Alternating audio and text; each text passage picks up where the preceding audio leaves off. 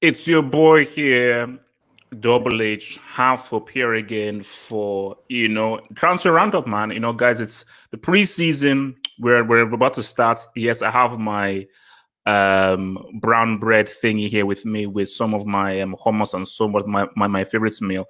And we're going to just break things down, man. So remember, guys, sit back. I mean, I would always suggest you have a meal.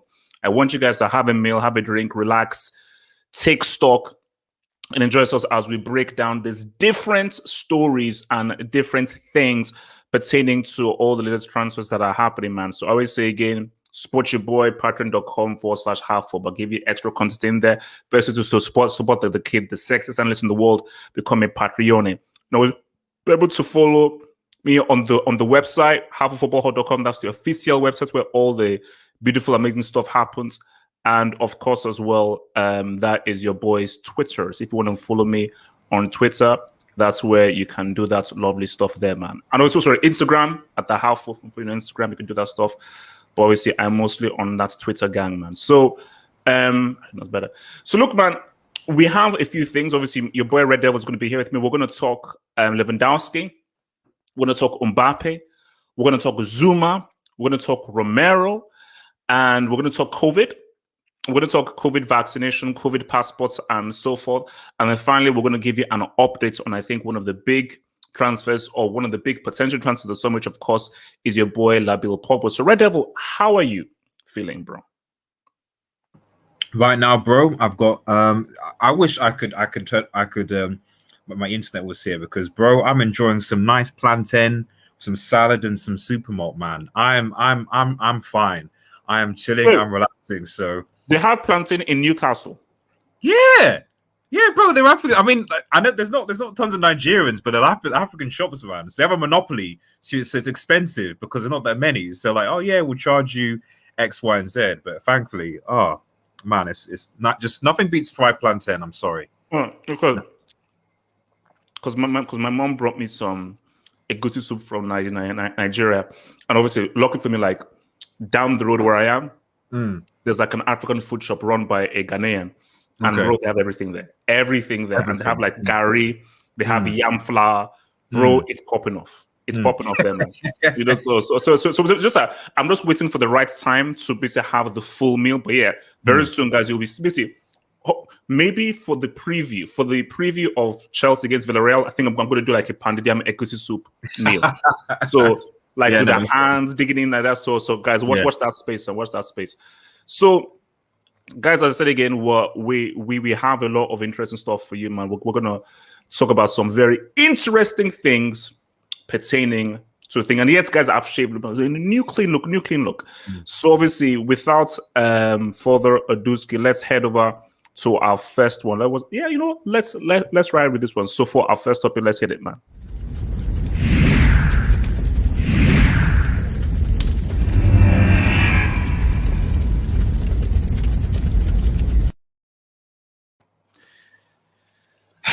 If he's gone, it looks like if he's gone, man. Zouma.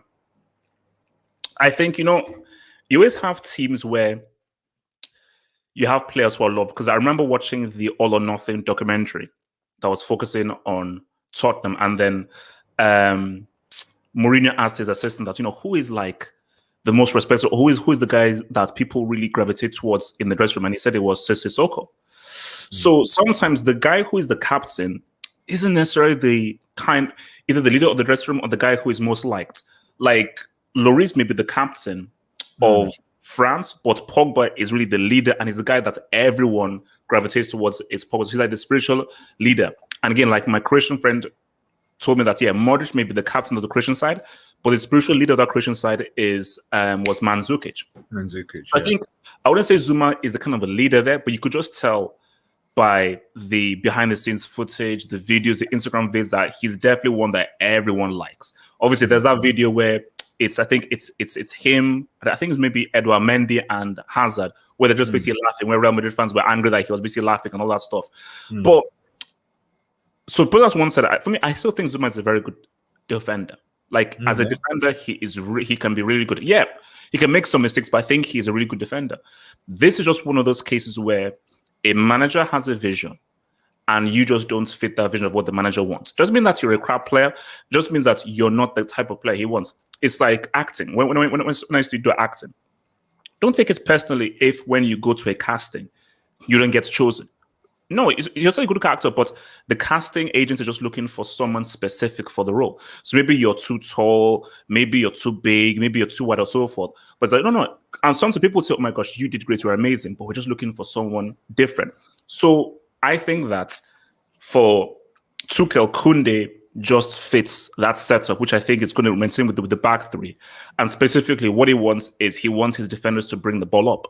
Like Zouma is pretty good bringing the ball up, but if you're to compare like the ball playing ability of Zouma and Kounde is superior. I think Kounde is a better one. And it's going to be unfortunate because you could just tell how much people loved him at Chelsea. And how, like, you ask any Chelsea fan, they love Zouma, because he's a guy who's ready to crack jokes, positive energy, and it's always good. See, it's always good to have that kind of good energy around a dressing room and around the group. And it's always good to have like a likable personality. Because see, football is more than just the X's and O's of what you do physically on the pitch. A lot of it, most of it is the mentality, the psychology, the mental preparation. But for Zouma, it's something exciting. Sevilla, I think for Sevilla, whoever attacking team, I think he will add some defensive stability for them. Although, he'll probably have to, I think Lopetegui may really help to improve his footballing mechanics. But if you're Zouma, you're like, look, I would ideally love to remain at Chelsea because I love it here. I have friends here. And this is like a second home to me. But I want to play. I have to play. But the funny thing, though, is that I don't think Zouma was bothered not playing. I think he's like, look, as long as I'm being paid, I like it here. I like Chelsea. I like London and so forth. So I think, it's not a move that I don't think he would have pushed for. But I think for Zouma, it's Spain and Sevilla and everything. So I think, look, I think it's benefit to both parties. Kounde was a very good player for Sevilla. And I think Chelsea getting Kounde, your defense improves. And I think Chelsea now have a very mobile, dynamic defense. So you now have good defenders who can also play. So whether it's Kounde, Christensen, Rudiger, they can all play on the ball. And this is what I'm saying. You guys are PL favorites, man. A good defense going in here. You're getting Kounde in. All you need is that attacking option, and even then, Werner might do bits. So this is what I'm saying. Werner might do what? Right? He might do what? He might do things. There's no might. Only once. There's only once exists in this dojo. So for you, actually, what is your assessment on Zouma, just from the outside and just as a defender and so forth? Like, how highly do you rate him? Do you think Chelsea should have given him more of a chance and he wasn't given more opportunities? Or do you think, oh no, it's a good deal, or you don't really rate him that highly as a defender? It's difficult because, like, I think it just really depends on how the manager plays. Obviously, in the back three, back four type of situation. From what I've seen of Zouma, he seems, in my opinion, to be more comfortable in a back two with someone next to him than in a back three. So if Tuchel's going to play a system where he's going to play the back three with fullbacks going off, then it makes sense to say, okay, listen, I want to bring in like someone who can carry the ball forward in a Kounde as opposed to Zouma. So it's weird. I don't really almost have that much to say, but because it's a logical deal. There's nothing really, as long as Zouma is happy with the arrangements, you have a swap. I assume Kounde probably is slightly younger than Zouma. I don't know about how many years, so you might add on a bit more money onto that. I think it's a good deal. Sorry, a good deal for both parties. So I mean, the only thing you could say is that maybe at times Zouma might have been a bit rash. I do remember him giving a few penalties. Although to be fair, didn't Kounde give a penalty away for France in the Euros? Yeah, against Portugal, but I think he was playing on the flank. Oh yeah, he was playing the flank. Right, yes. Because I think Pava or someone was injured, so he was played like out of position. Out of position. Because that's my fear was like, if you put Kounde in the center, he's really good. Now don't play him out of the flank because as we've seen him out on the flank, guy's looking a bit sketchy. He looks a bit sketchy when he's played out on the flank. No, look, again, just reiterate, my priority is a striker. Like, this is still good. Make no mistake. Like, whenever you're doing transfers, you want to strengthen all areas. So strengthen the mid. So again, for me, get another number 10. Get another flank player. Get another central midfielder. So be as competitive in every area as possible. But don't ignore the fact of what you need, as in what the priority is, and the priority is still Haaland. So, I don't know about your dogma's reverse psychology. I am not saying Chelsea for the quadruple unless they get a striker. The tweet this morning, Fabrizio said that this wasn't striker thing, wasn't really gonna happen really. So we have to look at second options. And in terms of second options, what second options are there? I mentioned Benzema. Obviously, Madrid seems, because apparently Madrid will take. No. That's on the next topic, because the Lewandowski thing. So we'll get there. So basically, look, as I said again, for Zouma, I'm sad to see him go. Because it's always good to have, like, I mean, it's harsh because it's in an ideal world you want to keep good people around your group, but you also want those good people to be part of your group. But I think, look, this is cutthroat, and I think if you're Chelsea and you're serious about, you wouldn't not try and maintain something and trying to win something, you have to really ensure that you have your pieces. And remember, Tuchel is now building his team. Because remember, he didn't have a summer. He came in halfway through because of that punk and Frank Homeboy who could try to relegate this freaking team. So now he has his own team. He's like, no, this is now my signing. So now you can really fully judge Tuchel, because you would expect the players that are now coming in are the players that he's earmarked to build the specific team in his vision, All right. So let me just make sure that I've not missed any debates. Hold on one second. Okay, wait. So from your boy Abracadabra, thank you for the says HH, I would take Zouma. Barca better. I would take Zouma at Barca. He's better than long legs and Piqué. Of course. I mean, we're going to get to Barcelona. We're going to get to Barcelona, but of course. I mean, yeah, you guys have. I mean, long legs and Piqué are gutter trash, and I don't know how those guys are still Barca players. And YSK says, "AJ, did you use a reverse aging spell? Sharp shave." Look, man, no. Look, you see, because we know what the thing is that, and I think as guys we know this. Obviously, hopefully, women don't have to do any shaving on their faces or else. But as guys, you always have that whole thing of like you want to maintain that look of like everything shaved, but you just get lazy. So you just let the hair grow out. You let the hair thing grow out, and so like ideally, this is my look, because again, I hate because the hairline. I try and ignore it, but the hairline jokes do get to me, because I remember the kind of afro I used to have back in the day. So when I see guys like Kounde, I get jealous. I'm like, man. I remember, because there's a photo of me that my mom gave me where like I must have been about 4 or 5. I had the most beautiful afro in the world. I was like, man. Yeah. I used to have and my thing is I don't know what happened, because they say that sometimes if you wear caps or so, it makes you go bald. That's what happened. You supported Chelsea Football Club. That's what happened, man. Oh no! Do you know what it was? Venna. This is what Venna did to me. Venna did us over here, man. All right, man. Let's just hit the next topic then, man. Where we at? There we go.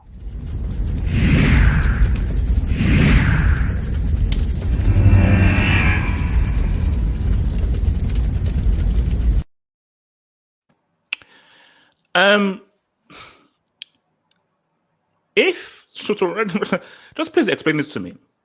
So you lose 4-1 one year. You lose 4-0 another year. Then you hold 8 another year. Any logical person will say, there just might be, who knows, but there just might be an issue with the defense of the team. That's what most logical people would say is that, if you've considered 4 goals, 8 goals, you probably have to replace the defenders. And my thing is that I honestly believe that Longley has someone's nudes. I think he has the nudes of a Barca higher up, and he's got the nudes of Deschamps or so forth. And these guys want to still remain married, because I don't know how Longley still has a job as a professional defender. I don't know how Longley was picked to get to the Euros. So that's Longley. Then you have Piqué. I never rated Piqué. Even Piqué at his very best, you were carried by Puyol, then you were carried by Ramos, and you were always in a system that protected you. You're always in a system where you didn't have to do that much defending because the teams you were in kept possession a lot of the time. Now, we've seen how well Ramos has aged. If Ramos is fit, he can still say what's up. We've seen how Giorgio has aged. If he's fit, he can still say what's up. So for Piqué, you've now seen that you were never that great a defender. The thing with defenders is defenders are like wine. You mature with age, so you don't really decline because as you get older, you become smarter and become wiser. And thinking about defending isn't about your physicality or how fast or strong you are. Defending is all about intelligence, reading of the game. Hence why the best defenders are really old. Like, what's it called? Cannavaro was, I think, 34 in the 06 World Cup. Look at how old Bonucci and Giorgio are. So because the centre back is about the reading of the game and the understanding of the game. It's all about anticipation. Yeah. So what you've seen from Piqué is you're a trash defender, and you probably always was, because the fact of the matter is that once it now comes to the reading of the game, you're garbage. And the thing with Piqué is it's Catalan bias. Because he's proudly Catalan, very patriotic and so forth, he has a stronger attachment to the club. So unless he says, I'm going to go, people are going to be, hey, it's Piqué, he's one of our guys, and so forth. So he's going to be there. But so for Piqué, you're holding the club hostage. But see, Piqué is, at least you gave this club something. You should still bounce, but at least you gave them something. Longley, where the hell did he even come from? Where did he come from? So the situation we have here is Levy is a tight prick. Atalanta have said 45 million for not only our best defender, arguably one of our most important players. Yeah. And if you get him, your defense will greatly improve because you've already got this Brand Gill kid, Spanish kid. And if you get Romero, it greatly improves. So Tottenham say, no, we don't want to pay a guy who is a highly rated defender. If you're Barcelona, now people say that they're broke or so forth. If you have the money and Tottenham are messing around, you get this freaking dude because Romero would greatly improve Barcelona's defense. So just to clarify, so the price that Atalanta for Romero for a guy who's basically was one international Copa America now, who's obviously played in the CL of Atalanta, is what, 47 million? I think it's around the 47 million mark. Yeah. So just to confirm, Arsenal Football Club spent 50 million on Ben White from the. You have a 47 million. I got you, man. Where we at? Let me hit you with this.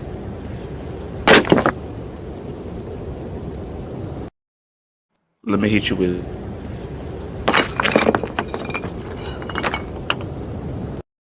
And let me hit you with this.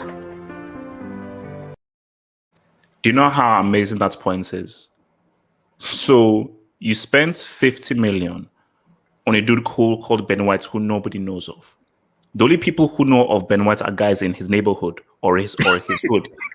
That's not like basically. So wherever he's from, the only guys that know about him are guys in his neighborhood.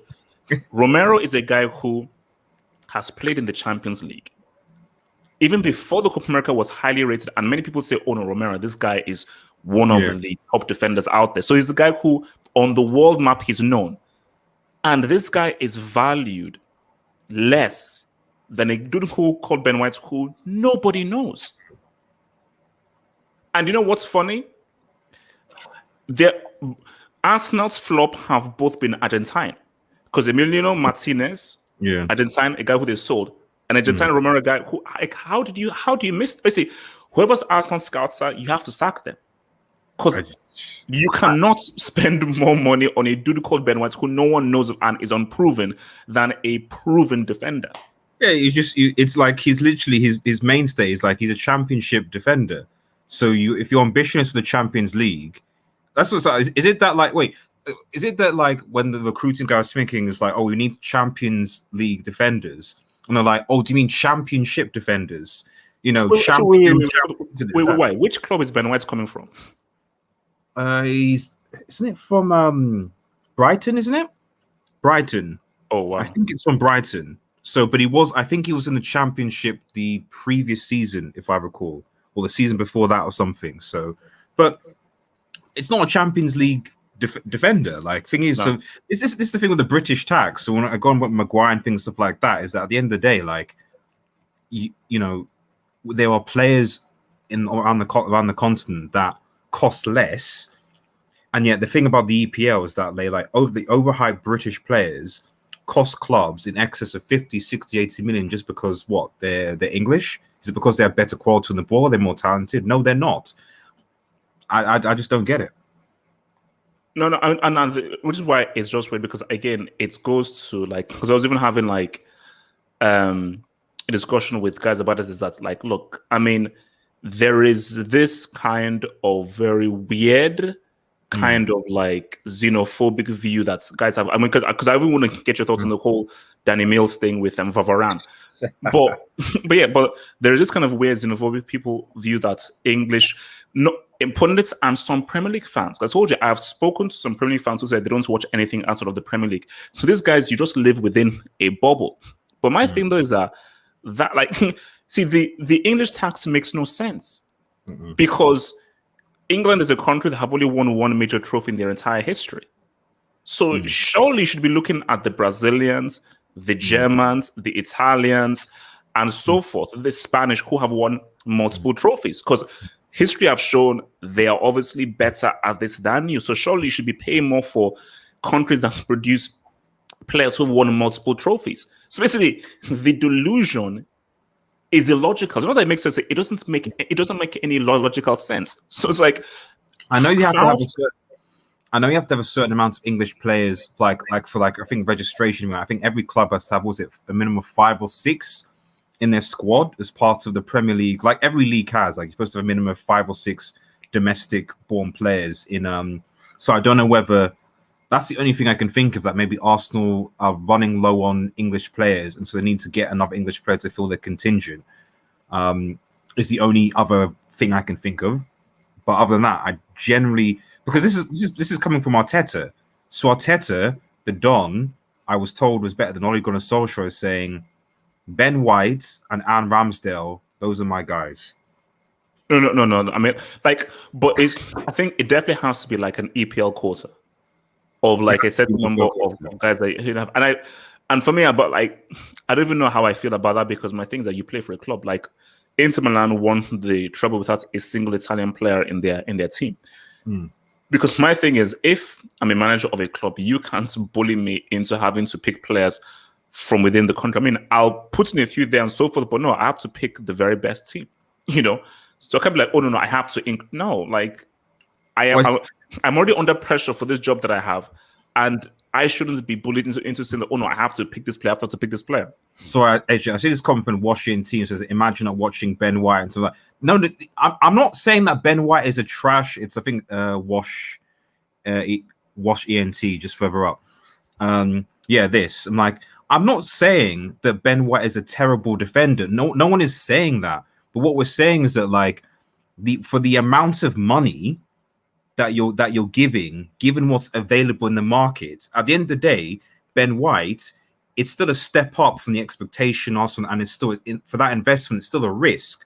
Whereas when you have a Romero for less money, who's played in the Champions League, who's obviously played in a Copa America, so he's obviously an international. It's just logical that you'd think, right, I'll go for the more experienced player at the higher level than the other player. It's not to say Ben White is garbage. It's just purely financially, it doesn't make sense. If you have that, like, bro, like, it's just using basic logic. Like, Ben White in and of himself, okay, cool. You pay whatever you feel you want to pay to get a guy based off of your scouting. But we're now doing a comparison like for like, and just for basic logic, Romero has proven that he's a better defender than Ben White, because you prove yourself as to how good you are based on the competitions you'll be playing, the teams you play against, and the level that you play against. So even if you've seen highlights of Ben White who looks great, it means nothing to me unless I see him play in the Champions League against a Bayern, a Juventus, a Man City, or a Barcelona, or I see him play at international level. So until he proves it at those levels, he can't even begin to compare to Romero, who has played in Champions League knockout games and played in a Copa America. So the idea is not saying, oh my gosh, Ben White is trash or so forth. Is Ben White compared to Romero is better. And logic will state you should be paying more for Romero than a Ben White. Ben White should not be valued more. So this whole thing is about EPL tax. EPL tax is real.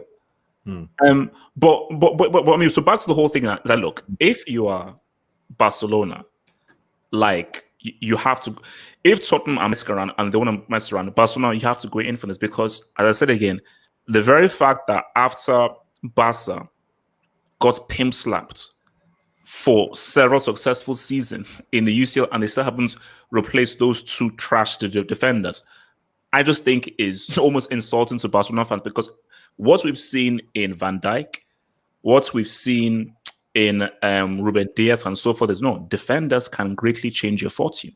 Like now, what if Barcelona had quality defenders this season? Maybe they don't lose to Levante. Maybe they don't let in the goals against these teams that would have allowed them to probably have won La Liga this season. So the defenders for multiple times have let them down. Like what if they had like a Romero or someone of this type against Liverpool in 2019? Probably they would have maybe lost 2-0 and have gone through the final, won the final and so forth. So defenders can greatly change what a team can do. So you can get the Messis, the Depay, Aguero and so forth. You need defenders. And especially a team like Barcelona who are an attacking team, more so you do need quality to defenders, man. So, I mean, but can they afford it? Look, can Barca even sign players at this point? Are we still? Can they actually register players to sign still? Look, the way these guys operate these days, man, money under the look at the whole Neymar thing. Like my thing, like look at how they even got goat weight. Like that was illegal. So they'll just use some kind of illegal extortion behind the. Because my thing's like, wait a minute, I thought these guys are broke. So because I think if someone in Barca, wait a minute, what do you mean by Barca are in for Romero? Like, so I thought the whole point is they can't buy anybody. Yeah. So, or maybe because again, you go back to Barcelona is I don't even know how they're going to sort out that situation because it's like, as we said, like yesterday, you can't force me to take less money. So I don't know how you're going to sort that out because you can't force guys to buy these players and you can't force guys to reduce their wage. So how do you reduce the wages of these players? And again, as I said again, you have no right to abuse players. Even if you're the most hardcore Barca fan, Barcelona gave them a contract. So basically, this is on place. This is on Bartomeu. Whoever, it's like, remember when United gave Rooney that huge, massive contract? Yeah. And Rooney gave himself, and he was basically, I think that's like a 4 or 5 year crazy contract. You're locked in. It's a contract. Yeah. So, it's I don't know what's going on at Barcelona. I mean, the only thing I'd say is that like the thing about Barcelona, Madrid, and United to a certain extent, not really Chelsea, but certainly United, Barca, is that like I personally think my theory is that they often use these big names to try and some of these clubs to try and pressure the team into bidding. And essentially, they want a bidding war because if there's a bidding war, the club that's selling and the agents and fees and stuff like that can get more money. So, because if Spurs are the only club that are interested in Romero and they're going to go, then more likely than not, they'll accept that offer and the agent will accept them. But if you can get another 1 or 2 clubs in to bid, then suddenly the price goes up. Suddenly, agent gets more money, Romero gets some money, club gets some money. It's a win-win situation. So, I wouldn't be surprised if Barcelona's name are just being used to,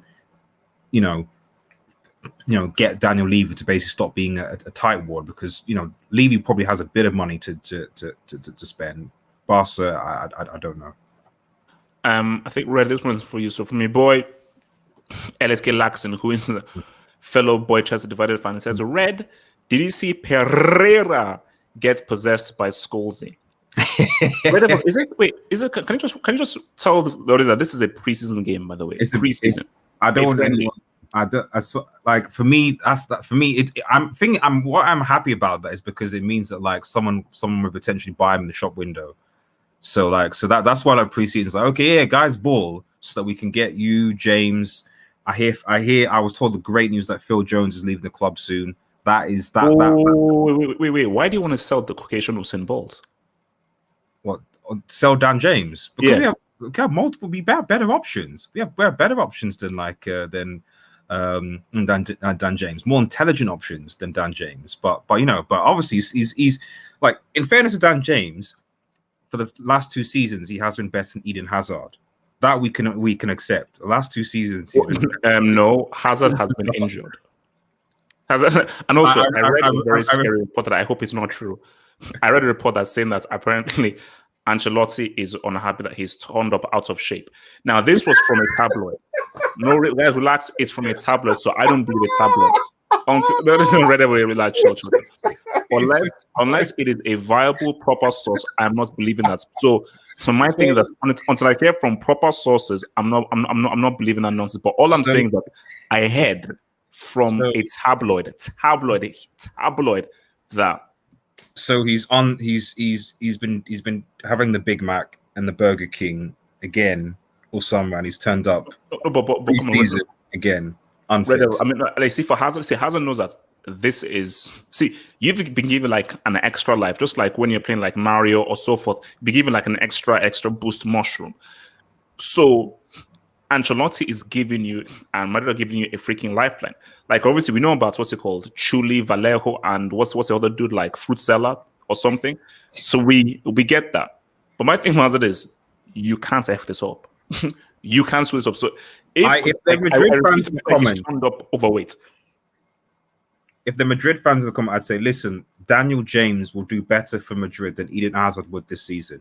If you want Dan James on loan, he will do better on that left wing than Eden Hazard will do for you this season. I'm just like he will. So he wants the 13-time UCL winners to now rely on a pace merchant. That pacement will cause more problems than Hazard at a bakery. No, look, as I said again, man. I don't even know where I stand with Hazard now. Like I said again, super talented guy and so forth. And I think history will remember Hazard as an extremely talented player, one of the most talented players of his generation. But does he have a UCL? Does he have a UCL? So we're in an age where Timo Werner has more UCLs than Eden Hazard. Doesn't count. I don't count Timo Werner as the UCL winner. He scored a goal in a. I don't count him as a UCL winner, bro. All right. Let's hit this where we are right now. Yeah, let's hit this one. All right. Bada bing.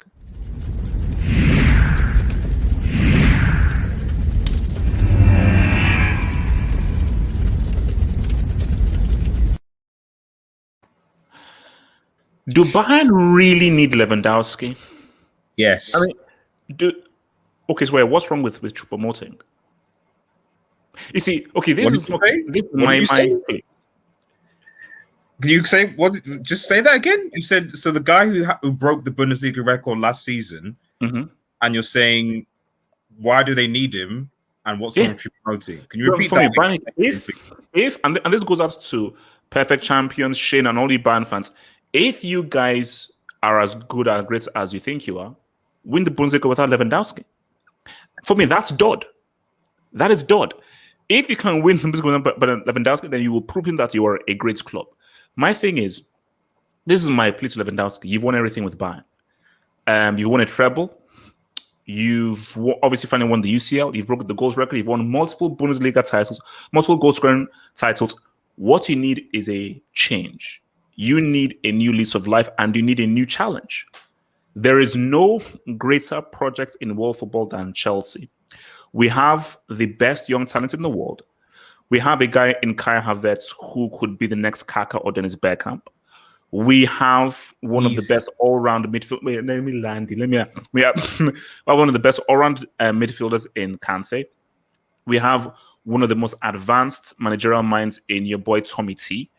So when you put all those things in accounts and so forth, Lewandowski, if you come here, you will complete your career. Because my thing is that people say that you're a Bundesliga man. Perfect. What is the biggest criticism towards Lewandowski?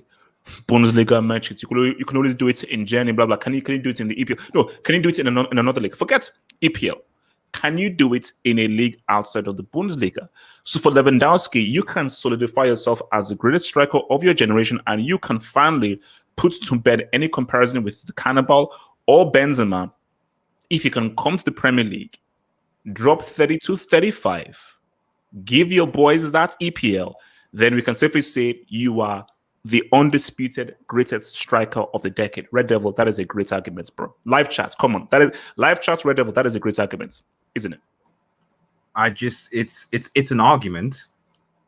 That's what it's an argument. But I just, let's be real here. And maybe the chat I don't know is that Lewandowski was injured in that PSG sort of game. I still genuinely believe that if Lewandowski was playing against Bayern, against PSG, the Bayern probably would have gone through. And then I don't necessarily know what would have happened semi-final, final, etc. Because I think that Bayern would have been a much more difficult ask just with the way that they were as flick as man and stuff like that for Man City than PSG would with Neymar and so forth. So this Bayern squad is still solid. There's still a lot to be had. And like I said, this dude scored 40 Gs, broke the Bundesliga record for them last season. So there's not really any real incentive from Bayern. He seems to be quite comfortable there. Really, if he's going to, we know, and the thing is, Lewandowski's thinking, bro, man, I go, Chelsea have a history of destroying strikers, number 9s. They destroyed Werner. That's a myth. They destroyed, they destroyed Higuain. They destroyed, they destroyed Morata. Like, how many number 9s have gone to Chelsea and absolutely totally destroyed their careers, or flopped at this club? The recent one being Werner, who they just signed last season. So why would I want to go to a club that destroys players in that position? It's a challenge because Lewandowski says that, you guys believe that. Imagine Lewandowski goes to Chelsea with the whole striker cost, drops 35. That's done. And then I told you, Red Devil, this is about solidifying your legacy. Because people to this day still say Lewandowski, Cannibal, Benzema, and people say who's the best, and we've been going on and on about who's the best out of this three, who's the best out of this three, who's the best out of this three. If Lewandowski comes to Chelsea, you know what? I'm going to do it in the Premier League, say what's up in the Premier League, and drop 30, 35 in the Premier League. The argument is finished. I think it makes more sense. Lewandowski, he can prove you're a real man and take the challenge. I think it makes more sense if Lewandowski went to, say, for example, a Man City. Then okay, that could I could see how they were. I think he was there when Pep was he there when Pep was manager. I think he was. Yes, he was. It was. I think he was. It was either the Juve or Atletico game. I remember him playing. He was there. He was there. So he's worked obviously with Pep Guardiola before. Obviously, presumably, I think he must have worked with Tuchel because Tuchel came after things. So I think he's worked with Tuchel before as well. So, but this guy's comfortable. He's gonna stay. He's gonna stay at Bayern Munich. And to be honest, Bayern is still, especially with, I legit think that Bayern are again and once because Nagelsmann in charge. We saw what Nagelsmann did with RB Leipzig. Now that Nagelsmann actually has players, he's not relying on he took RB Leipzig with Christian Poulsen as a number 9 to a CL semi-final. Imagine Nagelsmann now with Kimmich and Lewandowski, Müller, etc. Well, right now, we should know this. It doesn't always work like that. It doesn't always work. As you know, David Moyes. Of course, look at how good Moyes can do with these sets of players. Now, if you give him Kagawa, this he'll do much better. But it didn't happen. So obviously, the notion is, look at what Nagelsmann did with freaking Poulsen, freaking Angelino, freaking Limolena, and so forth. So if not giving better players, he'll do amazing. But my thing though is, it's about the fit. So we need to know whether Nagelsmann's trading methods, his philosophy, and his instructions are going to work with this banter. Now, for me, I think that this guy is probably the next. He's a coaching prodigy.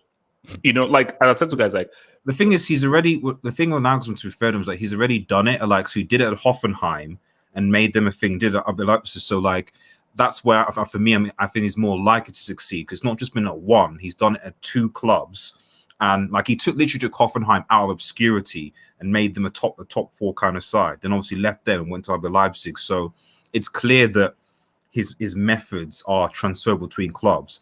The caveat with Moyes, and I always say this in fairness to Moyes, that Moyes, to be honest, Moyes inherited an aged United squad from Svalek. He should have always had a summer. He should have always had a summer. He wasn't backed. He got Fellaini and then Mata, I think, in January, and that was it.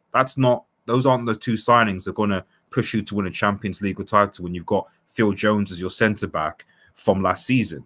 So I think if Moyes had been backed heavily in the summer, then I'm not saying he would have been successful, but he probably would have been better than relying on Marouane Fellaini and Juan Mata. So yeah, I think Nagelsmann was probably in a better position in my opinion.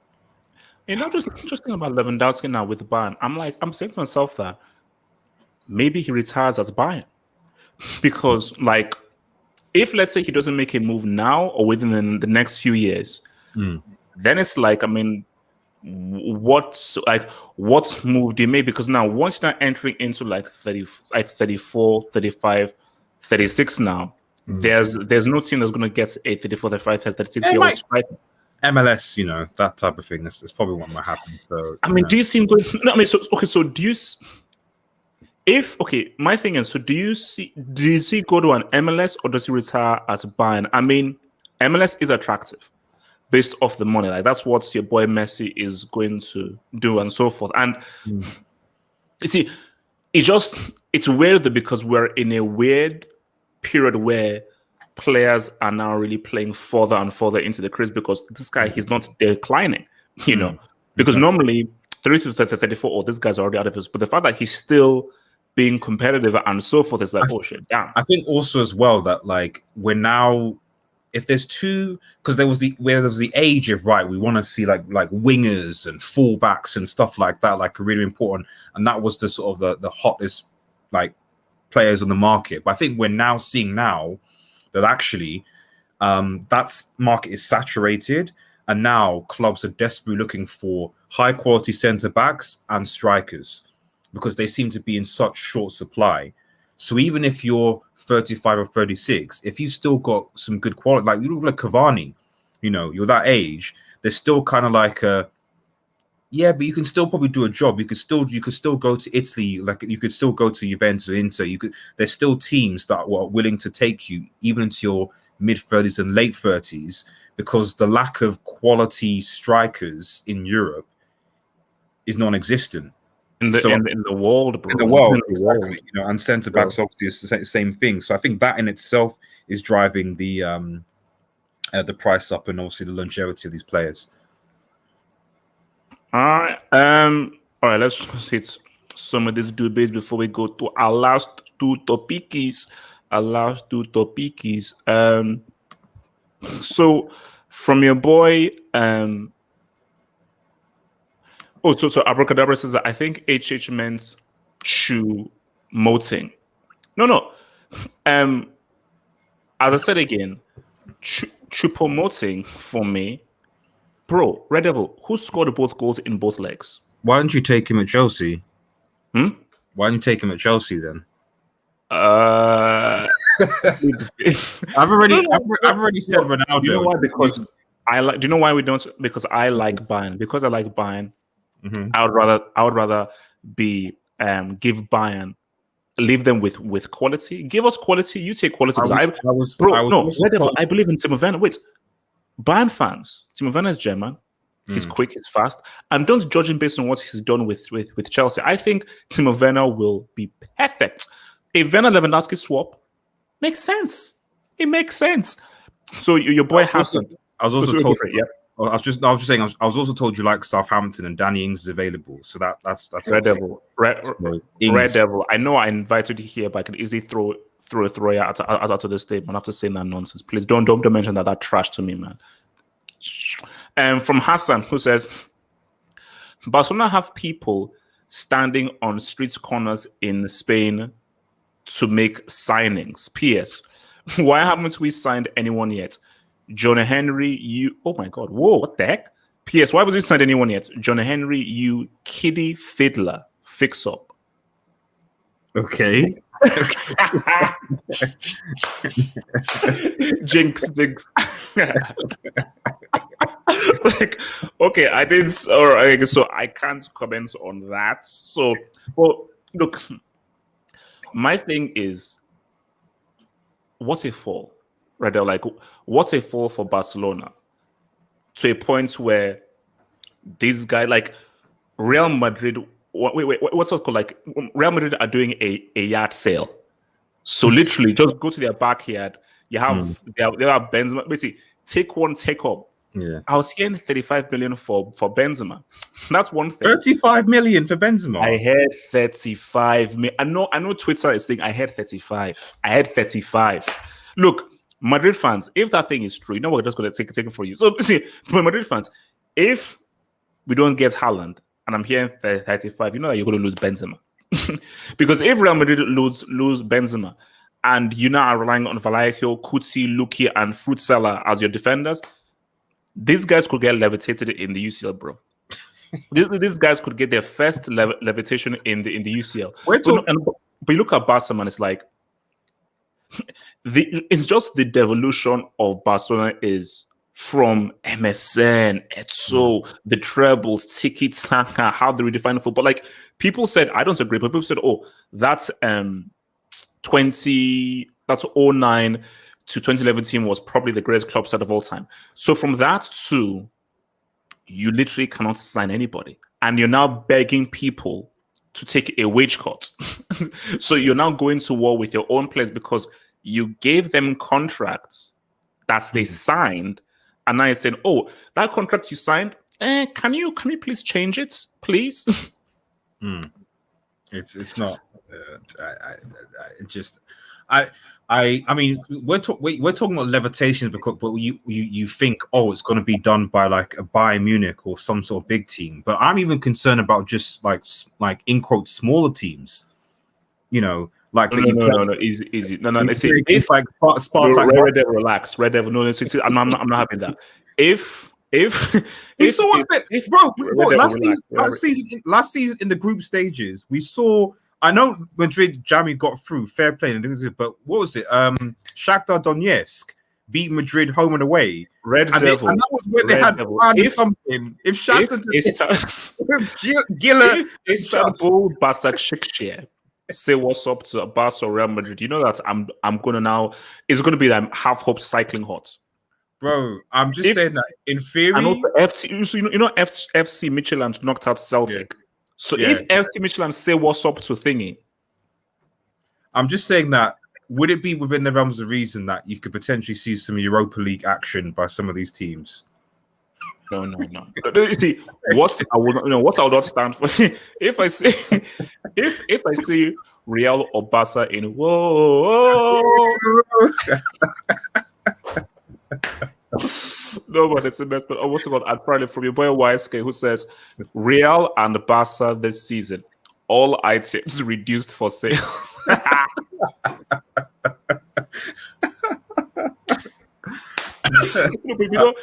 I'll look at. Let me tell you something. This is a secret of mine. Do you know one of the things that excites me the most in life? You know how you always go to, let's say, Sainsbury's, for example. Yeah. And that thing is, and then you now see that thing goes red. Yeah. You're like, bro, the swiftness which I grab it whenever it goes red is people. You would think that, wait, bro, are you fine? I'm like I actually have like butterflies in my stomach whenever I just see it go red. Because basically, okay, I'll have to say, you know, like basmati rice that they have in Sainsbury's. Yeah.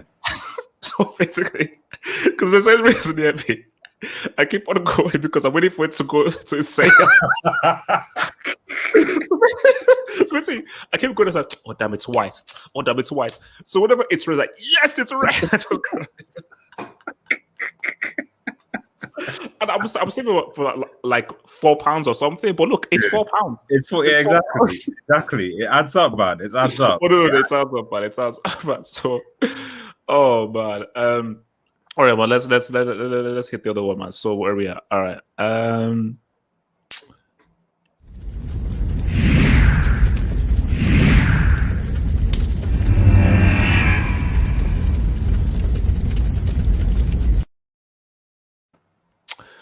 Madrid fans, the news gets worse. So apparently, Mbappe did like an interview with Neymar, and I think they obviously asked Mbappe about his future and everything, and he said, and we quote, and this I think Marca reported this, that he says he wants to stay at PSG because I quote, he wants to win a Champions League with PSG.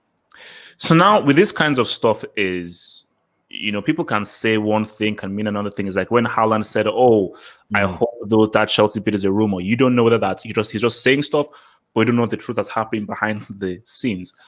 But my thing here is, and this like sort of the question sort of like dig into for you guys and so forth, is Mbappe, how much does Mbappe want that I won the UCL with PSG thing? Because my thing is trying to understand what he wants.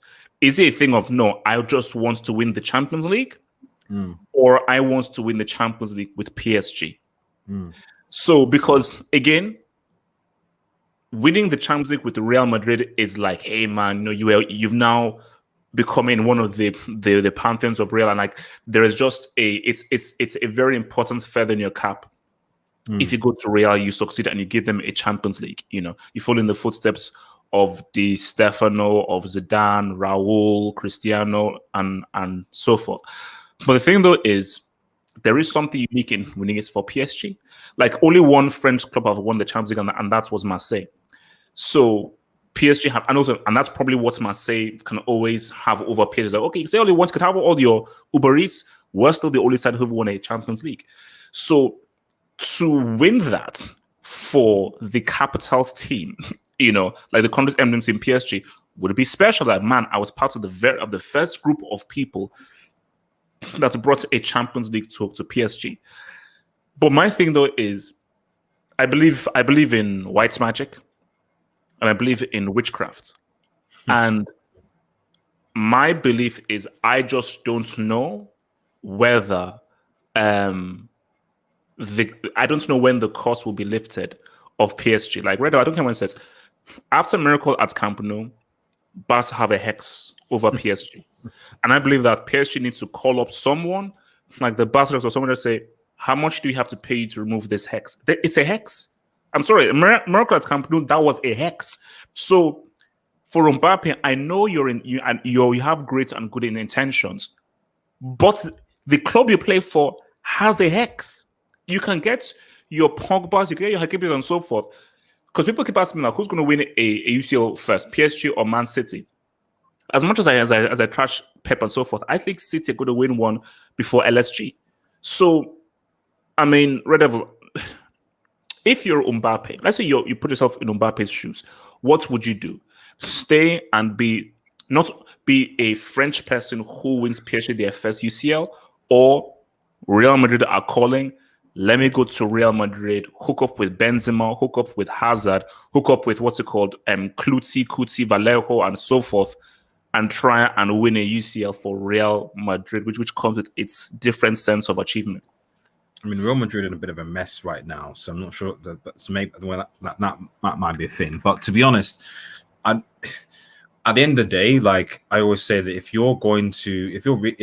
he's speaking the truth, then why hasn't he signed the contract with PSG already?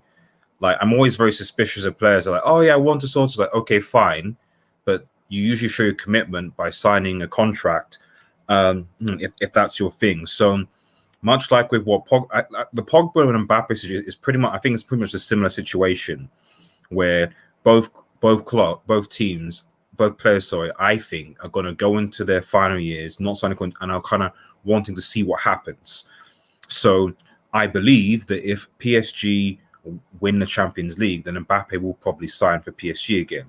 Much like if United somehow win a Premier League title or a Champions League, I think Pogba would probably end up signing for. And if he gets a substantial, if both players get their wages increased, then I think they'll probably stay at their respective clubs.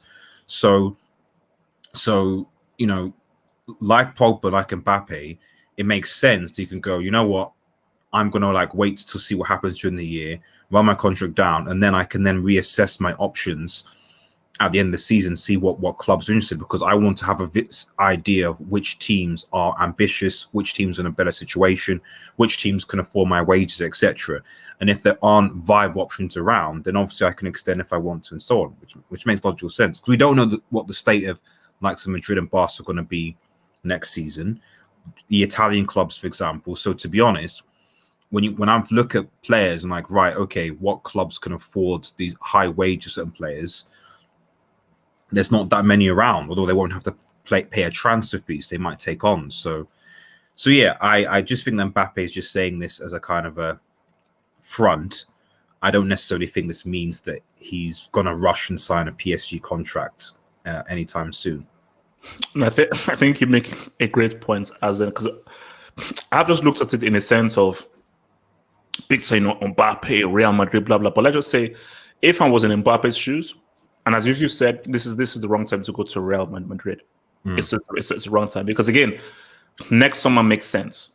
Because again, if let's say PSG have a better team than Real Madrid right now, I would say. So you're wanting to, you've got the centre back pairing now of Ramos and Kimpembe and Marquinhos, and you're going to have a centre back of Chust and Giller. And you want to win a Champions League at Real Madrid? I mean, I think that's no. It's yeah. I believe. See, now I don't know what's going to happen. But now that I'm thinking about, just because Real are in such a mess this summer, because they are doing like a yard sale of everything must go. You don't want to go in there now. I think Real Madrid. I think for them this year is just going to be like a write-off. This year is just like, okay, look, just do the best you can, and we'll go ham and go crazy next summer. And I think, yeah, it's all making sense. Real Madrid's play is to try and get Mbappe and Pogba for free next summer. That's, I think, is their play. So if you're Mbappe, and I think that's why Mbappe's point, it does make sense of like, oh yeah, I want to win a UCL with PSG. So you didn't say, oh, I want to stay here forever. I want to win UCL. So my thing's, okay, this year, let's really go for it, and hopefully this could be my last year to really give them the UCL now, because I just think for Mbappe, you want to go to Real Madrid where they are ready, and they actually have a team and they have the right support system around them and everything. So, like, it would be a great winning a Champions League is winning a Champions League so football. But if he was to win it with PSG, that would mean more. Yeah, because that would be like if he won it with Real Madrid, okay, it's much more of Mbappe now has his UCL. But if he's to win it with PSG, you have your UCL, boy, you broke the hex of LSG. it's gonna be hard. Even like obviously the summer signs aren't over yet, and obviously we'll probably do a discussion about it. But just from the initial lookings of things, I would argue it's going to be even harder this season, because Liverpool are gonna probably be back. City are going to obviously come back. United have strength. Not that I think they're going to close to it, but you even look at Max Allegri being back at Juventus. Is that like a wild card as well? Because we know what he did in the Champions League for Juventus beforehand. PSG are doing so. And Bayern with Nagelsmann. So this Champions League, I predict, I think it's probably going to be one of the most competitive Champions Leagues, given the moves that have been made so far in the window with managers and players. So there's no guarantee that even PSG will even get to the semis this year, let alone the final, win it. So they can try, I guess. We can see. But if PSG don't win it, I would suspect Mbappe will probably leave for free at the end of next season. I mean, PSG have a team though. See, my thing is that Liverpool have to make a big signing, and I still don't trust Ole with your United despite the signings. Liverpool need a big signing, and they need to replace Firmino. Chelsea need it's a striker. You can write off Barcelona. You can write off Real Madrid. So for me, the only thing we really have are Man City and Bayern, who you can be assured that if they're fully fit, City and Bayern are always going to be a threat. Apart from that, I still think guys are still either in rebuild mode, or they're like a signing away from taking them seriously. Whereas you look at, you've got Ramos, you've got Hakimi, you've got Donnarumma, and if you keep Mbappe, you have Neymar and so forth. The quality is there, because remember, two seasons ago you got to the final. Last season you got to the semi-final. So you have a very good chance of doing so. But for me, the quality is there. The PSG cannot find that we don't have the guys. But my thing though is, it's the manager. I don't care what anyone says. Give this team to Mourinho. He's winning a UCL in 2 years max. Yeah. 2 years max. Give him this team is winning a UCL in 2 years max. But for me, does anyone really believe that Pochettino can guide a team to a UCL? No. Because let's keep it real. Pep out coached him in both legs. So if Pochettino meets a Nagelsmann, or he meets a Pep, or he even meets an Allegri, who are you going to take in that settlement? So I think that this is probably going to be his last year, and it's probably going to be like a free that he leaves. But like the perfect story is if he wins the UCL in his last year for PSG. That'd be a perfect story. But I just don't see it happening now. Who's going to win the UCL? I have no idea. Yeah, I've got no idea. I think you have to wait till the transfer windows. We have to wait, because anybody asking me now, come on, bro, like you have to see what people like. If Liverpool make some big signings, I think Liverpool can come back because of the whole Van Dijk factor and so forth, man. So let's get some dubs. So from your boy Suleiman says, Barca better rob a bank and get $35 million. Look, they'll have to. If they don't have the money for Romero, rob a bank. Do what Joker and those dudes did at the start of Dark Knights, man. Just go rob a bank in broad daylight and give these guys the African cash, because you need it. Barcelona need it. That's probably right now what Barcelona need is a defender. See, Chelsea need a striker. Barcelona need a defender. That should be Barcelona's priority. Their number one priority should be a defender. From a boy Hassan, who says, Muntaha after so Hassan says Muntaha after each loss next season. Bro. Wait. Okay, now this sounds crazy. Could there be a scenario? And I don't want this for Ancelotti. I don't want this. Let me just paint a scenario. Real finish bottom of their UCL group. No. And they are like 7th and 8th. No. And Lugo, Levante, and Hercules are saying what's up to them. Do you see a disastrous season for Real Madrid, or the emblem is too strong? The fiber is too strong. It can't happen. We'll see what. I'm interested to see, because because obviously Madrid didn't win league, they're going to be in pot 2. But the thing is, there are a lot of because obviously pot 1 is for all the league winners, and pot 2. But the funny thing is that there are a lot of some of the best teams are in pot 2 because they didn't win the league. So PSG are going to be in pot 2, Liverpool are going to be in pot 2, United are going to be in pot 2, Madrid and Barcelona are going to be in pot 2, Dortmund are going to be in pot 2. So there could be a potential scenario with a lot of the pot 1 teams where you could have like Madrid, and then like say like a Bayern Munich or a almost like Madrid, Manchester City, and then maybe like an RB Leipzig, for example. In that case, or an Atalanta or something like that, and then you're thinking, oh, okay, that's a bit peak. So I can't see them coming bottom of the group. They can't.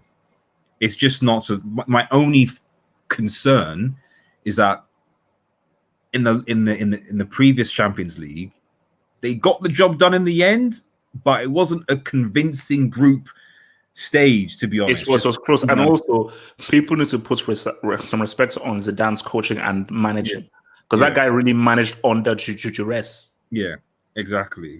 I still think that, I think this we're now kind of seeing maybe the internal as to why Zidane left, because maybe Zidane knew that this was coming, and so it's like, why am I now going to go forward with a squad where I'm now potentially having to sell most of my best players, and I'm not really going to get the investment that I need going forward. What's the point?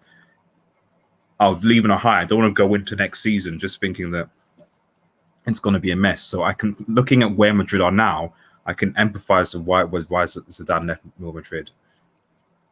Oh, hey, just Abdullahi said post. Did he check? Abdullahi said check DMs.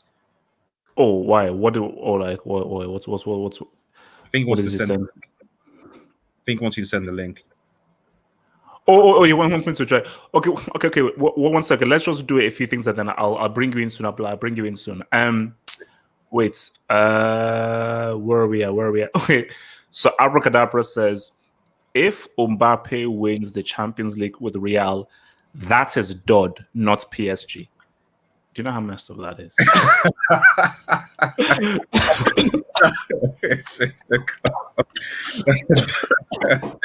Don't choke it. You got it. Get the water. Get the water, bro. You got it. That's messed up. So basically now, but it's true. If you win with Vallejo, Cucci, Cluti, and Muti, that's Dodd. That is the degree of difficulty. Actually, yes. He becomes arguably the best in the world if he does that bad. If he we're saying that Mbappe is going to carry Real Madrid to a Champions League. That's messed up, man. Oh no. What's your boy Hazard done, man? Hazard has destroyed this club, man. What's he done, man? It's just okay. Look, man. Final topic, and I'll bring you in after this final topic, man. So final topic here. Where we already? Let's go. That's right.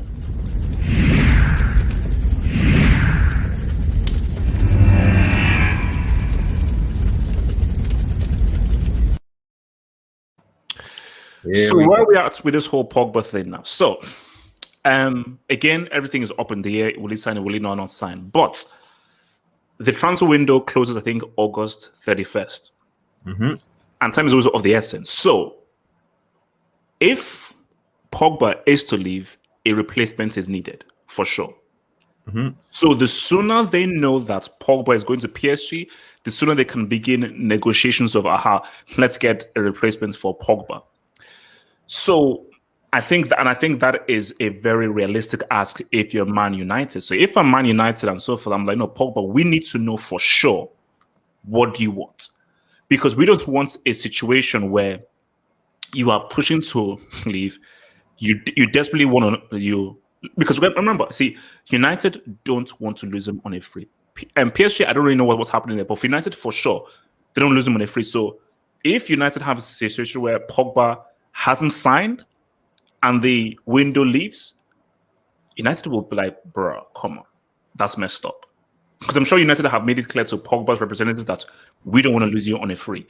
If you're not signing a contract, tell us now so we can make some money for you, make a deal as quickly as possible, and quickly bring in Goretzka, bring in Ndidi, or bring in someone to replace you.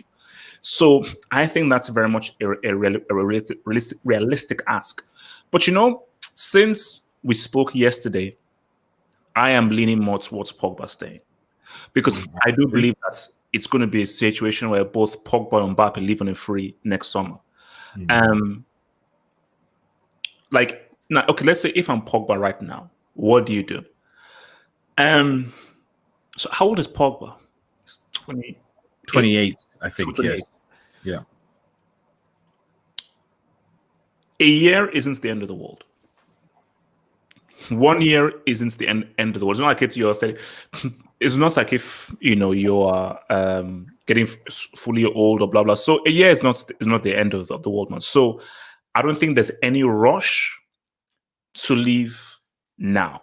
There is no rush for you to leave this summer. So if I am Pogba right now, but see, now this is where it gets difficult, because we also understand the dimension. So if I'm Pogba and I want to go to PSG, you have to leave the summer. Because if I'm Pogba, you want to move to PSG and you respect Man United, you leave the summer, because you want United to actually get something for you. Whereas if you want to stay, then you're staying.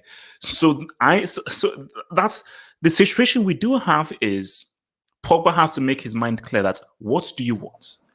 But I If think you want to leave, you've got to leave this summer so that United gets something for you. Because for sure, I'm sure that you agree, United don't want to lose him for nothing. Well, yes. I mean, yes and no. I mean, I think that the thing is, what you're seeing with Pogba is that like is respective of that he's not he.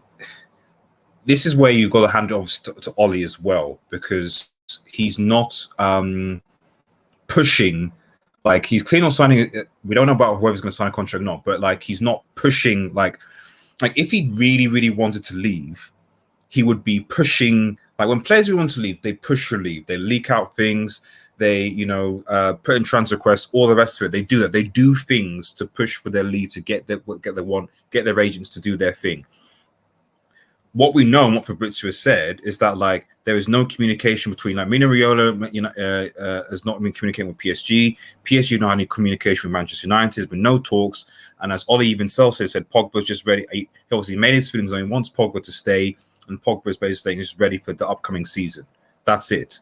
There's no kind of, he's expected to come to training. He's going to do his thing. It's fine. So, for all intents and purposes, Pogba is going to stay for this season, and like the logic, much like with the Mbappe, is that like for me, this all comes down to wages, and I explained this logic well because a lot of the United fans are like, "Oh, we shouldn't pay Pogba X amount because he doesn't deserve it and what have you."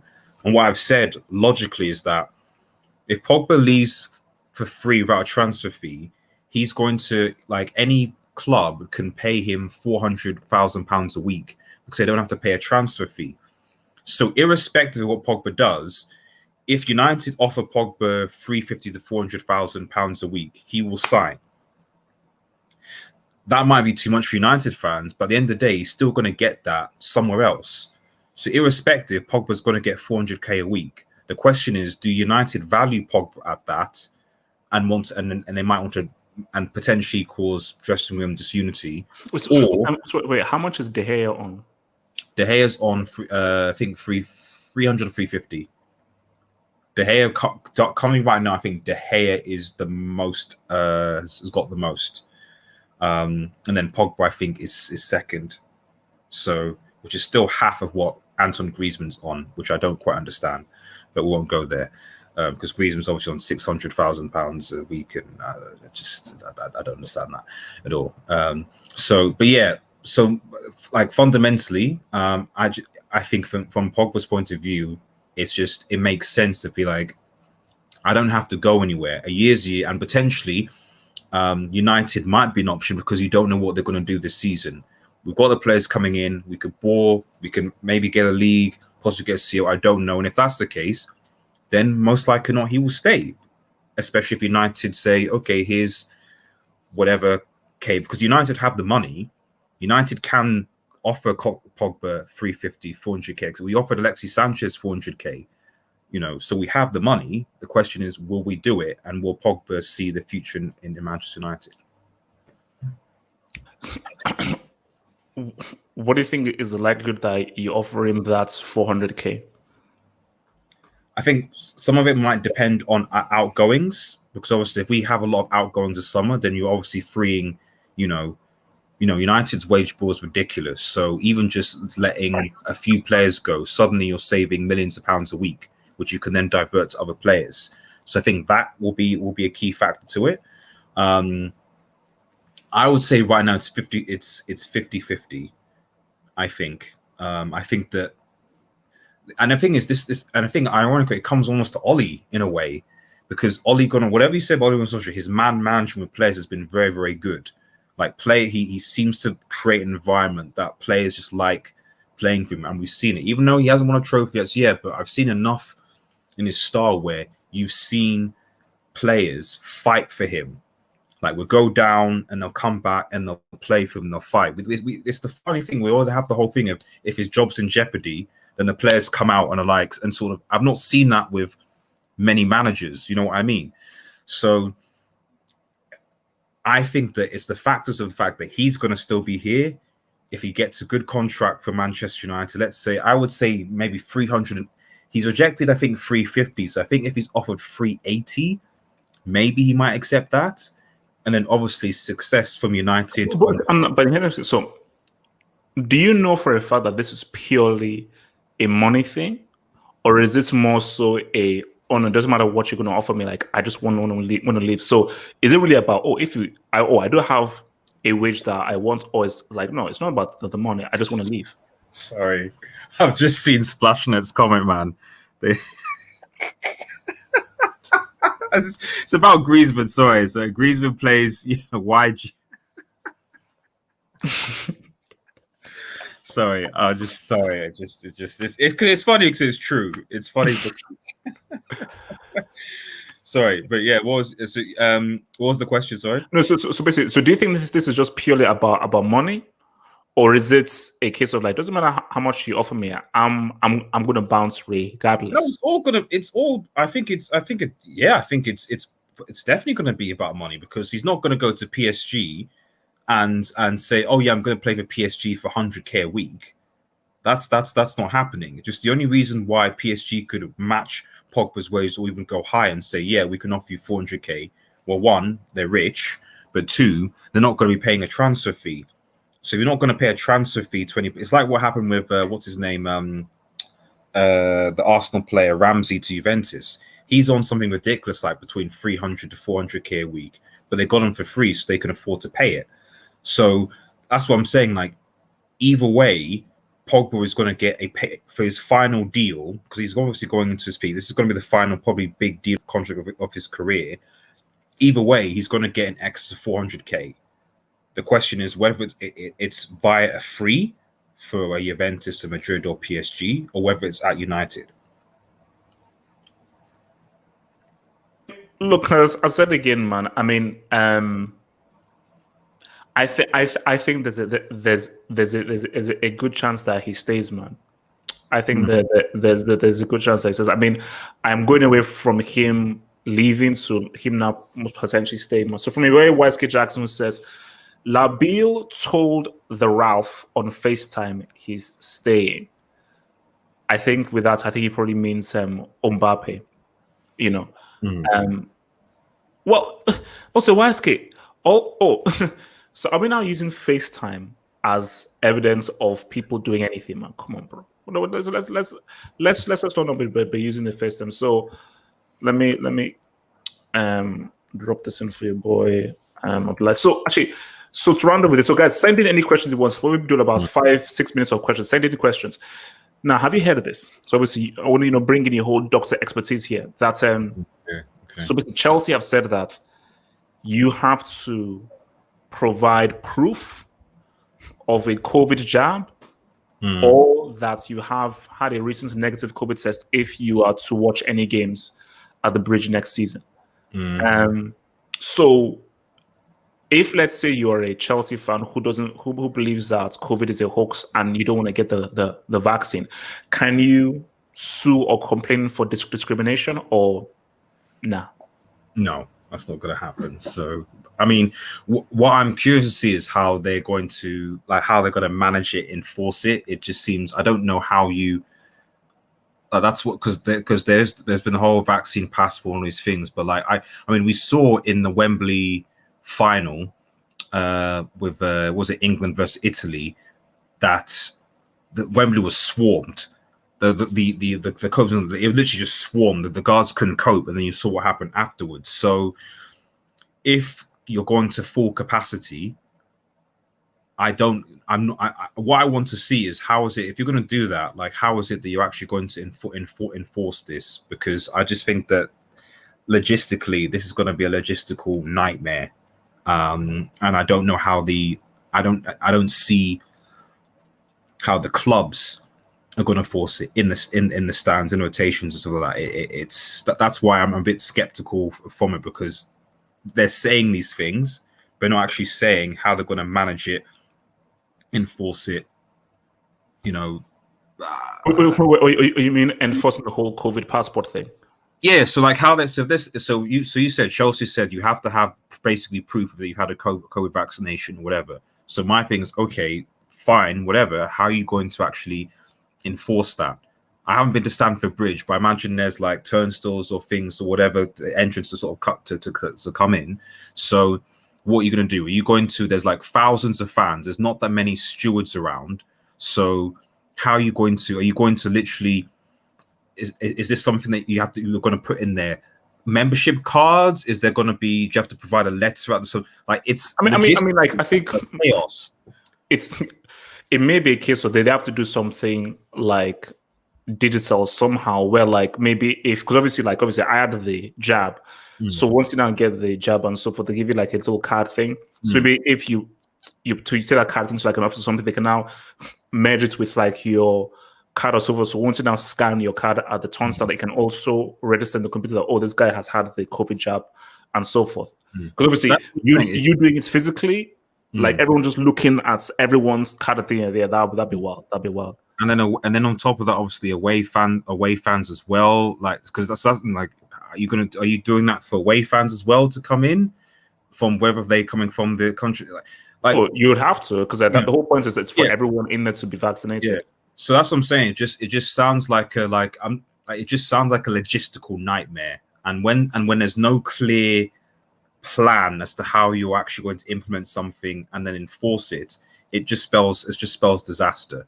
So I'm gonna. It'll be interesting to see how they're gonna go about it, because I'm not neither here nor there. But yeah, I don't know. I'm skeptical right now, because I just don't think this is going to be enforced, in my opinion.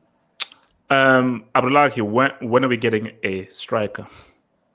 Can you guys hear me? Hey, my Yes, people, can hear you how clearly, are clearly. Good afternoon, everybody. How you guys? How are you? People in the chat, I greet you now. Splashnet, Infinity, everybody. I tell you now. It's a tough situation though, because firstly, I'm happy though, because it's tough at the moment. We can't just put the blame on the Roman, Gonaskia, Peter Cech, and everybody just because we haven't got a striker. So I think it's still long. We still have like a month before the season, before the transfer window starts, which is August 31st.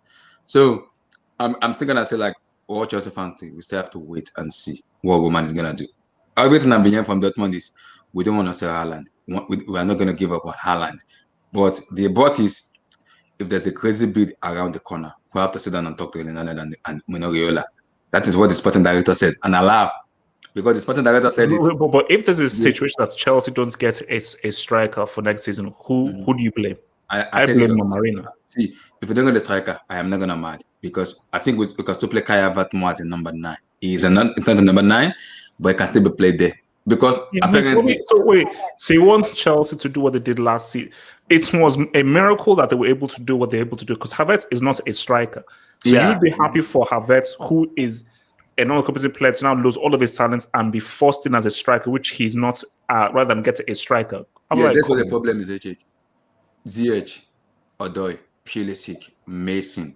They have to step up their game. They have to step up. Quiet. They have to step up their game, because we can't just say because we don't have a striker now, we're not going to play football. Those are just mentioned, have to step up that. If they can step up that game, we'll be fine. In terms of the output, see, we create chances. It's just about putting the striker. People say Tammy Abraham, and I laugh. Tammy Abraham cannot be the number 9 for Chelsea Football Club. We're going nowhere. Respect the UCL winner. We would rather be in championship. UCL winner, man. Respect him. Regardless of what the whole point of creating chances, you want to create chances for a clinical striker. Chelsea. I don't know why Chelsea fans are putting their hearts and their faith and soul on Tammy Abraham. Abdullahi. Norwich are back in the league. What about what's his Timo Pukki, man? Relax. Red Devil, relax. Wait, let me bring in this thing. So, from your boy, 86 says, who's better, Aguero or Lewandowski all time? Lewandowski, easily. Like, Aguero is, for me, I believe that Aguero underachieved. For a guy as good as he was and as quality as he was, he underachieved. Aguero. Because I remember when I first saw Aguero for Atletico, I was like, oh my gosh, this guy is going to be a mad striker. But Lewandowski See, once Lewandowski won that Champions League, he did it. So I just based on what Lewandowski has done both in Bundesliga, what he's done in the Champions League, even what he did at Dortmund. Has Aguero ever scored 4 goals in the UCL semi? So for me, this is not even close. It's not even close. Like all time, Lewandowski trounces Aguero. Like the only thing you can say was, oh, could Lewandowski do it in the Premier League? Yes, he could. Abdullah, who? Aguero or Lewandowski all time? I'm gonna give it to Robert Lewandowski, as you call him. Is it the nuke or do you call him Robert Lewandowski? The Polish nuke. So people may say Aguero because what he has done in the Premier League. I'm not gonna take that out of him because that guy is just a goal scorer. But Robert Lewandowski, you can't take out Lewandowski because the kind of goals, and he even broke the all-time record of Gerd Müller. So you have to give him the respect he deserves. Also, by the way, Kill Bill Volume 1 is an amazing movie. Kill Bill Volume 1, that is a superb movie. Red Devil, talk to me, man. Aguero or Lewandowski all time? I'm gonna go obviously lower, but I mean, I still respect Aguero. I mean, so for what? I mean, he won for starters. He won City their first Premier League with a clutch goal. Like that just goes down in Premier League history. So I give him that. And then I remember that season. I think it was 3 seasons ago, where like I remember he scored back-to-back hat tricks against Arsenal and Chelsea in that 6-0 game that you guys, I think Serie was the manager. And I think, you held 6 at the Etihad and Aguero scored 3 goals. Only like top-class, world-class strikers can do that when Eden Hazard is on the field. You know what I mean? So, I'm not saying he's better than Lewandowski. But like he's been a brilliant. That's the thing. He's a PL merchant because I think he's been one of the best strikers in the Premier League. But unfortunately, in the Champions League and internationally, he just hasn't reached those heights, and he has missed important penalties. So, Lewandowski all the way. And I'll just hit some of these dubes from your boy Zoa10 TV, who says, HH, you heard it here first. Haaland to United next season. God forbid. Let's go. God forbid. Let's go. As I said again, like Red Devil, you and Splash and YSK and Yassi side, you'll be forever banned from anything to do with the football hots if Haaland goes to Man United. Norwegian connection, man. The Norwegian connection. That for me, as I said again, God forbid, that's cannot be. UEFA, FIFA, you cannot allow that to happen. Is Christian Poulsen available? Just that's reach your mic. That's a number 9. I'm just saying. He's worked.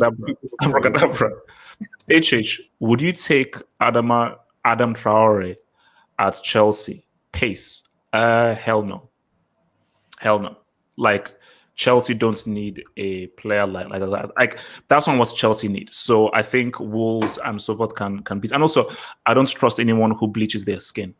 Oh, speaking of which, would you? He's back now. Would you take Raul Jimenez at Chelsea? My thing is that I don't know how much that head injury has affected him. That's the thing.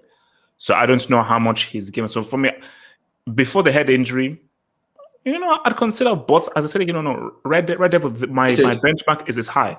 I would love to take this guy. Haaland, those are my benchmarks. I'd love to take this guy in Chelsea, but I don't know how much you rated him high in terms of striker. Lautaro Martinez. No. That is the guy I want to take. Lautaro Martinez is, first of all, he's not a striker. He's a support striker. Yeah, but Lautaro Martinez is not the guy that's going to get with the way Tuchel is playing, I think you can easily play Lautaro Martinez with the way he's not a striker. No. He can play him, but Chelsea need a 25 to 30 goal striker. So they need a Drogba, Costa, or so forth. Yeah, Lautaro Martinez may fit, but Lautaro Martinez is not the guy who's going to give you 25 goals a season. And Lautaro Martinez only works off of a striker, really. It was a number 9 in the Copa America. He played as a lone striker in the Copa America and he scored the goals needed for him to score. So against who? Peru, Bolivia. Yes, you could say that. You could say that. But Lautaro Martinez, when he has that chance, he will score those goals. And he's 23 years of age. He's a young striker. With the way to see, if it's under manager, I won't advocate for that. But it's a Tuchel. Someone that you can easily say from No. From Miguel Rabines says, I'm putting it bluntly, none of the alternatives to Haaland, Kane, Lukaku, or Lewandowski are even an upgrade on Tammy. What? Wait, I'm putting it bluntly. None of the alternatives to Haaland, Kane, Lukaku. No, okay. See now, Miguel, hold up. First of all those guys you named are categorically an upgrade on time. Now, look, I already said it before in the vid. Sam Abraham was given a raw deal. Arsenal, you are in no position to reject getting Tammy Abraham. And Arsenal, you would actually improve getting Tammy Abraham. But yes, I said Tammy was given a raw deal because the opportunities that were afforded to that piece of trash, crap, KGB double agent spy, Timo Werner, should have been given to Tammy Abraham. And let's keep it. Tammy Abraham in 12 starts scored the most goals from Chelsea from open play, which just shows you how embarrassing Chelsea's season was. So, but the issue is, for what Chelsea are trying to do, Tammy can be the starting striker. But Miguel, I'll give you this. If Chelsea, sorry, there's some background. So if Chelsea don't sign a striker this window, they can't sell Tammy. So I'll tell you that right now. I would rather put up with Tammy than put up with that psychopath called Timo Werner. So my thing is, obviously the ideal scenario is you let Tammy go and then you get a striker. If Chelsea don't get a striker, oh no, Tammy has. Do you have any other youth? I mean, what's your academy producing? There's some guy called Broadhow or something that's called in the preseason. Red Devil, I don't want any test tube babies. I want no umbilical cords. Red Devil, I want a proven. Well, how striker for the UCL winners? How about this? You mentioned Arsenal Tammy, right? Now, whether or not they'll do this or not, I don't know. But would you? Because I think because he's back, and I will rate the guy. Would you do a swap? Let's say a swap loan deal. Tammy goes to Arsenal, and Martinelli comes to Chelsea. Because Martinelli's not like can ball, and he balled quite a bit last season. So, but I don't think Arsenal would agree to that though. Because I know Arsenal wouldn't keep Martinelli. But if on a loan, I don't know. See, my thing is no, Red Devil, no, it's Red Devil, no, Red Devil. Well, because Red Devil, we are the UCL winners, damn it. Because Arteta isn't really playing Martinelli, and like I genuinely think that Martinelli would be a better number. I don't care, Red Devil. I'm greedy. So they call me HG. They call me HG. My new name is HG. Have greed. I'm greedy. I want the very best the world of football has to offer. Okay. So Haaland is young and highly rated. Okay. That's what I want. So I'm not going to sell it for Martinelli, for Lautaro, for Broad. No, Haaland is the most highly rated. Chelsea have the money. Then the UCL winners. They're in a great position. They have a young team. Go pay the money and get the man. It's very simple. Like I told you, except that Dortmund don't want to sell. No, look, it's like if you're playing FM and you look at a guy, it's like all of his stats are basically green, like 19, 18, 19, 19, 19. Yes, Jibs is right. Kelechi, man, my Nigerian boy, Kelechi balled for Leicester last season. Yes. Why are we not talking about HH, man? Sign Kelechi Iheanacho, man. Sign the guy. Abdullahi. Hey, come on. Get on the phone to Marine and say, relax. He had a good season last season. KJ said to check your DM. I think he sent a message. He said he said when we were talking about Lambiu, he said since PSG are interested in Pogba and have a stop loss of midfielder, wouldn't you ask for a 30.5 million Herrera, Idrissa Gana Gueye, Danilo just to United isn't forced to buy a Pogba replacement? Give it a thought. Also he said so you won't be able to pay for Goretzka overpaying Ruben Neves or Wilfred Ndidi in the summer. You could do like a swap before, just get like Idrissa Gana Gueye on someone from PSG and pay like 35 to 30 million. Wait, so the question is basically, should United basically get 35 mil for Pogba and then use that money to buy Neves and all the other players? Is that what you're saying? No, he said since you guys are interested, since PSG are interested in Pogba and have a surplus midfielder, wouldn't you ask for 30-35 million for Andy Herrera or Idrissa Gana Gueye or Danilo? Oh, so a swap for them sort of not, like Herrera seems to leave on bad terms for so that's not going to happen. Idrissa Gueye, to be honest, from what I can see, he's the only like specialist DM PSG have. I don't know who else they have that's a specialist there. So I don't think PSG are going to sell him because it was quite important for them last season. It seems to be quite important for Poch. And then who was the other one? Paredes? Like we're not going to get Paredes, you know. So there's no one really in PSG's midfield that I think that we would really be going for. And like I said, United, the board have made it kind of clear they're not selling Pogba for any less than like 50 million at a minimum. I think they'd rather allow him to go for free. So that's just realistically, that's just not going to happen. The thing is, United, you know, at the end, yes, we're on delays, but United do have the money. The money is there. Like we generate one of the highest revenues in world football, so the money is there. So there's no issue. It's just the Glazers want to take the money that we generate for themselves. That's always been the issue. So let me just hit some of these doors, but so from your boy Abracadabra, who says, from your boy Whitesgate Jackson says, thoughts on Messi playing in the MLS until January.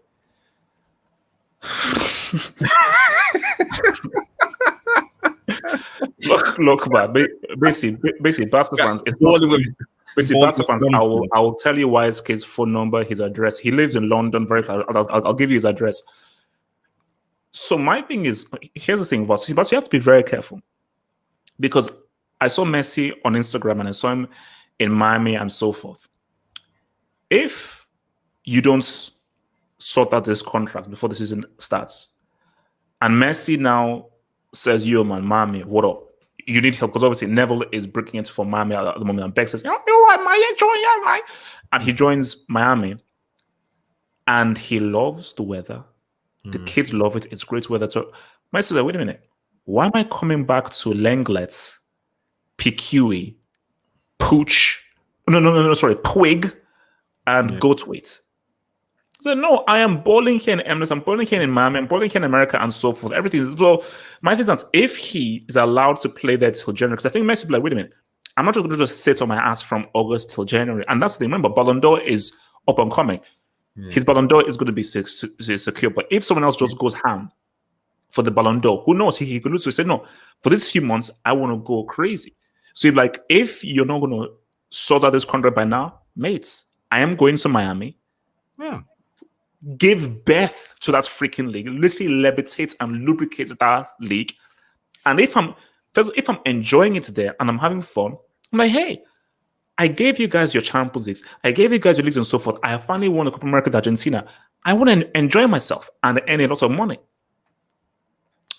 Well, his boy Higuain is there, isn't he? So you can link up with Higuain, both Argentinians, you know, do their thing, milk the Rays. You know, maybe like a Donovan or Shane or another generic American name is there as well they can ball with. So, yeah, it's like keep his fitness up basically until Barcelona can use him in the second half of the season. So.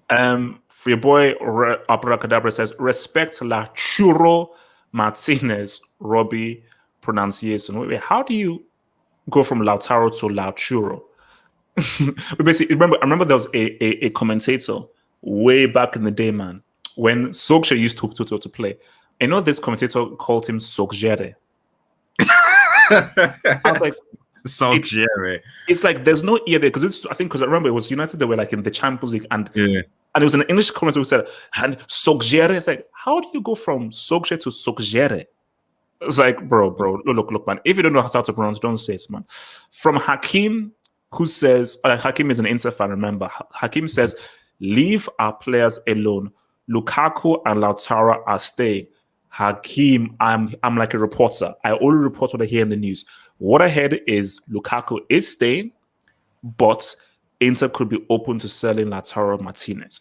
Now, he ain't touching Aston Football Club. That's not happening. But from what I've read is they could be open to selling Lautaro Martinez, but Lukaku is not for sale. That's what I read. That is what I read. Bro, thought I was struggling. Icardi looks like he's surplus to requirements. Icardi at Chelsea, man. That's an option, surely. Based on what that guy did at PSG, bro. And also as well, again, I don't know what the wives are like at Chelsea. Do you want like an adulterer up in the dressing room? I'm not sure. You already had one, John Terry, man. Like that's it. Oh, true. So exactly, it's like a harem at Chelsea Football Club, man. Nah, man. It'll be right. It'll right out. Wait, what's his birthday? So your boy Umbani says, thank you for the dub. Umbani says Lautaro and Tammy at the same level. don't follow the hype. Mbani, no. Mbani, no. Like Lautaro Martinez. Now, look, I'm not one of these guys that rates Lautaro Martinez super high because I remember I felt like when you first said about Lautaro, the guy was quality, blah blah, playing really well. But I think maybe guys have been a little bit overhyping him since then. So for me, I say Lautaro Martinez is a good player. He's a good player. Tammy is good as well. But if we're comparing both of them and specifically what they've done, I'm still going to take Lautaro over Tammy. Although what I'll say that I don't think the gap in quality is that great. And finally, from your boy Gatlock, who says Richarlison scoring in Olympics. CFC need a striker. Gatlock, first of all, I don't know who Richarlison is. Shout out to YSK Jackson. His name is Rich. Okay. His name is Rich. So there is no chance in hell. Rich is better than Werner, man, though. Rich is better than Werner. Yeah, no. Red Devil, like an ant is better than Timo Werner is arguably one of the worst players I've ever seen. Hence why I told you, I am not accepting Chelsea going into the new season without Clown as the main dude. So, I heard Dan Brown from Spencer FC is available. wait. Who the hell is Dan Brown? It's that YouTube channel like football team or something like that. So is the main going to like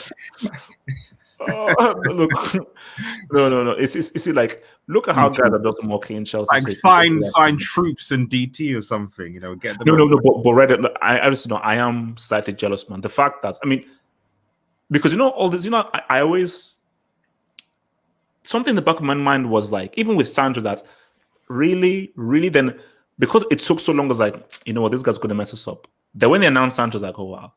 Then when you now announce Varane, I was like, nah. So it's only just talk. And then it basically hits me when because people say, oh, it's just I don't care what Twitter says, but when it hits me was because I follow Marcelo. Yeah. And then Marcelo basically posted like a massive long goodbye thing of him and Varane. I was okay, well, like if Marcelo, I think Marcelo is now the captain of Real. So if Marcelo is posting this, then it's like, oh, like these guys really got Sancho and Varane in the same window. Oh, reminded me. So I ask you guys this: Danny Mills. Oh yes, yeah. Why do certain English pundits still think like this? Like, why do they still feel that? Oh, if you don't do it in the Premier League, you can't. Now, granted, every player has to adapt. Even the very best players in the world, they have to adapt because it's every country has a style and way of playing. So even if you're the very best, there is some adaptation you need. Even Cristiano knew that, okay, Serie is a bit different from the league and so forth. I've got to tweak and adapt my game. But my thing is the total disregard to 4 Champions Leagues, a World Cup, and a guy who has played at the highest level. It's like the lack of acknowledgement that I find baffling. See, you can say, man, this guy, he definitely has to adapt to a much faster, much more physical league. But I do believe that with his wealth of experience playing at the high level, he should be able to. No talk of his experience, no talk of what he's achieved, just his very arrogant, xenophobic, brazen way of, you know what, I'm not sure that he'll be able to cope with it. It's like you see, I was going to call him like a bald fraud, but I'm bald, but still, you bald fraud. Like, what are you on about, man? I mean, before I come to Abdullahi, Red Devil, because obviously, because we both live in England, why do guys still talk this nonsense? I mean, if I'm honest, especially coming from Danny Mills' history, I actually think it comes more from the fact that he just hates Manchester United. Like he's a Liverpool answer because like he doesn't usually say this for any of the Liverpool players. Like Liverpool signed Kounde at the beginning of the season. He didn't say, "Oh, Kounde, how will he adapt? Is he going to be able to fit in the Premier League?" He was like, "Oh yeah, this guy's going to ball. It's a good Liverpool signing. Klopp will be able to do bits." That's what he said.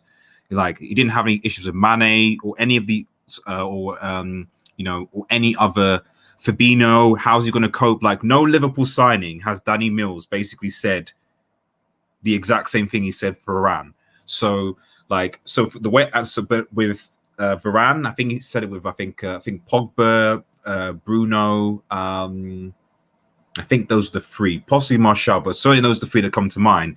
It was the same comments. I don't know whether they're going to cope with it, how they're going to come to the Premier League.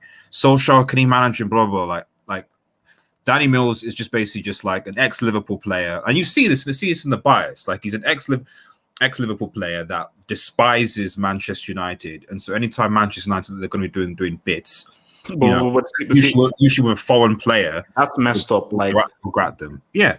You shouldn't be getting, like, you are a professional analyst, a professional who is obviously, I'm sure, paid very well. Leave that crap, like, because my thing is that you are an analyst. You don't work for Liverpool TV. You work for Liverpool FC TV. It's called no. TalkSport is like, TalkSport for me is just equivalent to like just fan channels, because like it is because that's the irony. Because remember back in the day, I think you covered it a while back, where like the TalkSport and AFTV kind of had like a beef or something, and someone was calling Robbie out, whatever, and the guys literally were like, you guys phone in, you guys bring people on to basically like discuss or air controversial opinions. So this is what they do. That's why you hearing Danny Mills say this on TalkSport and not BT or Sky or whatever. The whole genre of TalkSport is to air controversial opinions from ex-players. Like, I'm sure, I think even Troy Deeney said something recently. Not him though. Someone else had said, "Oh, Wan-Bissaka is garbage," for example. So there just seems the nature of TalkSport to get views, to get likes, to get attention is we're just going to air the most controversial opinion out there, and this one is the latest one. Oh, United sign a new player. Oh, Varane is going to be garbage because that's going to generate attention and what have you. And do you know what the crazy sick irony is? Is it Simon Jordan? Yeah. Who was waxing lyrical about Robbie and AFTV and you guys are just, and where's no? Because you know that these guys are totally swamping and destroying, and these guys like an AFTV and so forth rule online media and so forth. You were in a business before, and you're doing the exact same thing. But the issue is that you will never be able to compete with them, because these guys, the kids, the streets and the kids will always go for an AFTV and so forth, because they can't relate to a guy who looks like Danny Mills or Simon. Like, have you seen what Simon Jordan looks like? What kid is going to listen to a guy that looks like someone who walked out of like Eton or Oxbridge or so forth? Yeah. You know? No, I know exactly. It's just, that's why I didn't even take this seriously, because like this is just an ex-Liverpool fan that hates United. Just focus on your own teammate, and we'll see what happens next season. Okay, so what do you make of these guys that say that Varane needs to adjust in the Premier League, despite him being super successful? Every player that comes to the Premier League needs to adapt, regardless of the player he is. But see, those people, I don't really trust them much, because there are two kind of, I won't call him too much racist, because I can remember very well, I remember I told you under that Lampard era, when I told you that those reporter people are just pissing me off in England. And I said it already with studio. You guys are so lucky I don't live in London. Tony Kroos, Phil Jones is available. So you guys, I'm happy. I don't live in London or UK where they're gonna this reporter hard, because it's not gonna go well. Because I don't know what this reporter are being paid for, to just say bullshit or so many stuff about players. It doesn't make any sense. The reason Pogba is talk, people say because of the consistency, it's because of so many abuse. Look at those players: Rashford, Martial, Labiu, so many of them, Bukayo Saka, so many, Tammy Abraham. Most of them are getting abused. Why? Because of the reporter. They are not good enough. They are not this, they are not that. Look at them now. This person is not, so those people, I don't kind of take them serious that much. I don't like, okay, keep saying whatever you want. You're getting paid to say this. I don't care. It doesn't matter to me. Because sometimes they even question the manager. Like, are you guys kidding me? Do you guys even go to a managing bar to question manager decision when he makes when they're gonna put in a certain 11 out? Are you sure? You know, I'm not even in the training ground to even question the manager that comes in. So it doesn't make any sense. And in terms of Rafa Varane, see, I can understand in Madrid these days, but like I said, he is the most decorated central back in world football at the moment, because of that. What he has won is actually this one. He's second to none. But my problem with Rafa Varane is he needs to work with a leader. He worked with Sergio Ramos for many years, and he's been successful.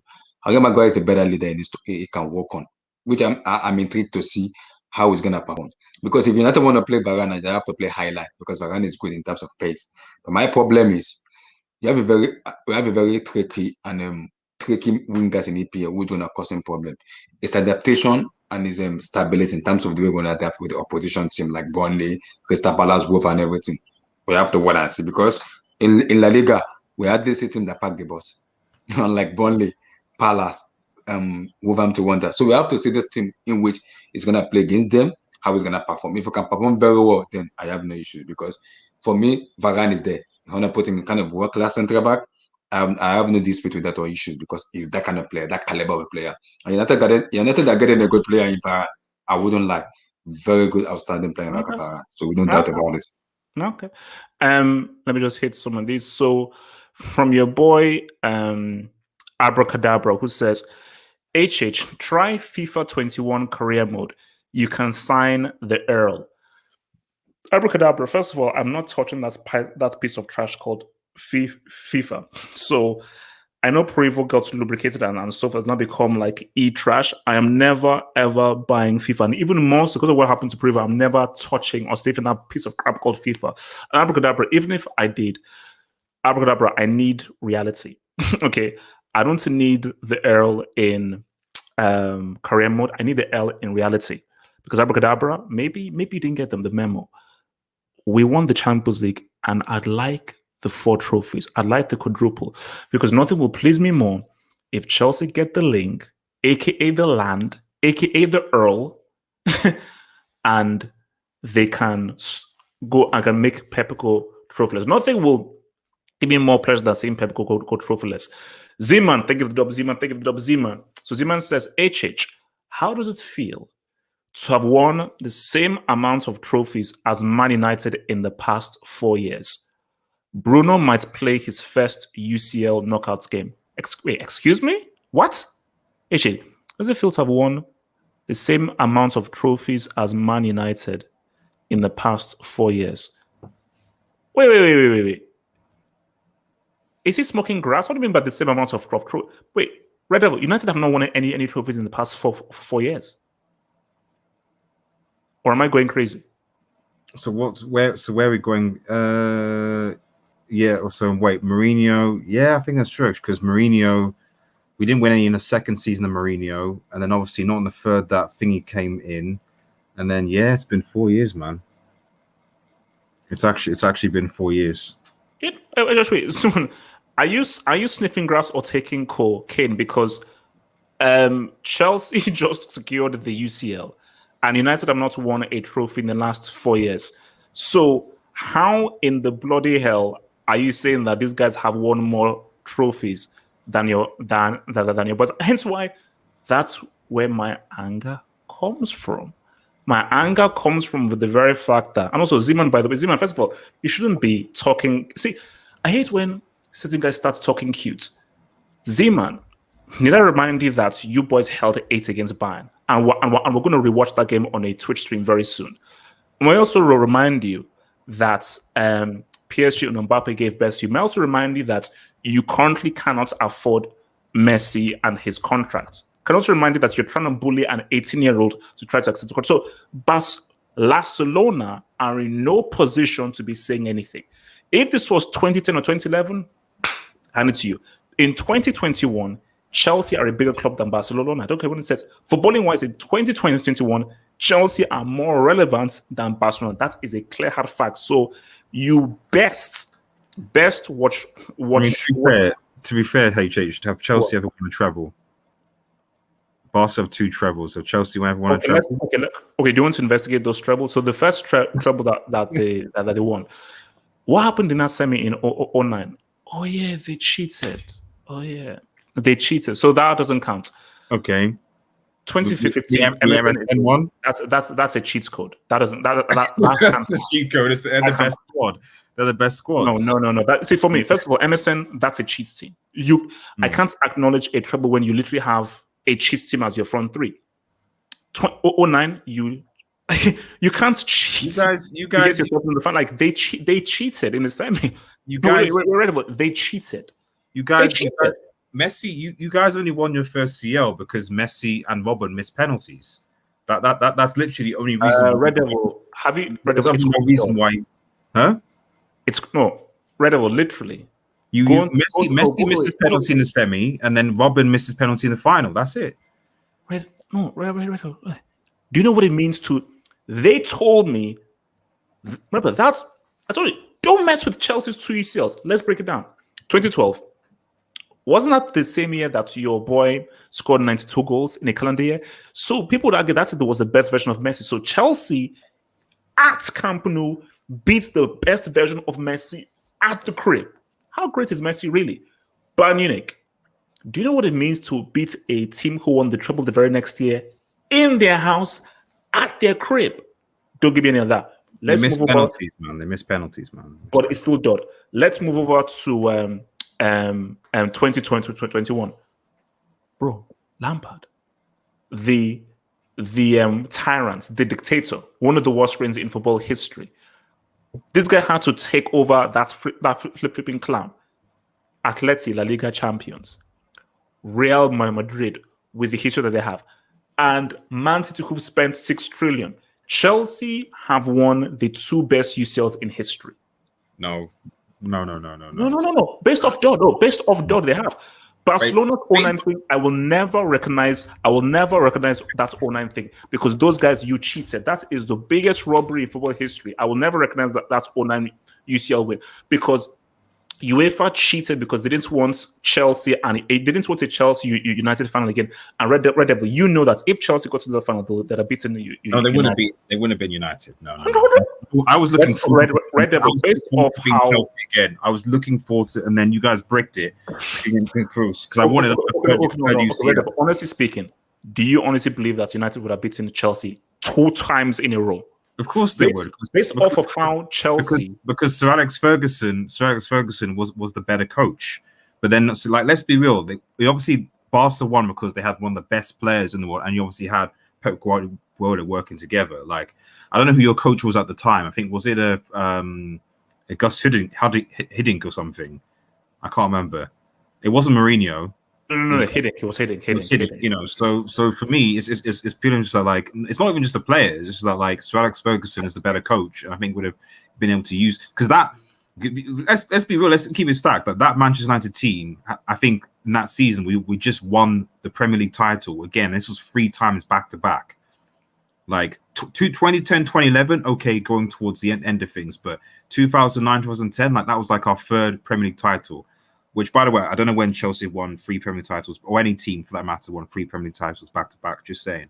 So that was still a team that Sir Alex Ferguson can use the ball, and I just think that we just Sir Alex Ferguson would have 2 more UCLs if Messi and Pep didn't exist. If some boss, no, I don't want to hear that crap. If some boss, but they didn't. Unlike Chelsea's first UCL, where Robin and it's how can you have 2 of the best players in world football miss penalties for their respective big clubs on a big occasion and just allow, Drogba to just kind of score a free header? It's okay, cool. But then how does a team that's considered one of the best teams of all time not manage to beat Chelsea at the crib? So why can't he give Chelsea credits for beating the very best version of Messi and beating Bayern in their own backyard? I give Chelsea credit, but fundamentally at the end of the day, like you could see why they're not the best team. Because at the end of the day, the best teams win trebles.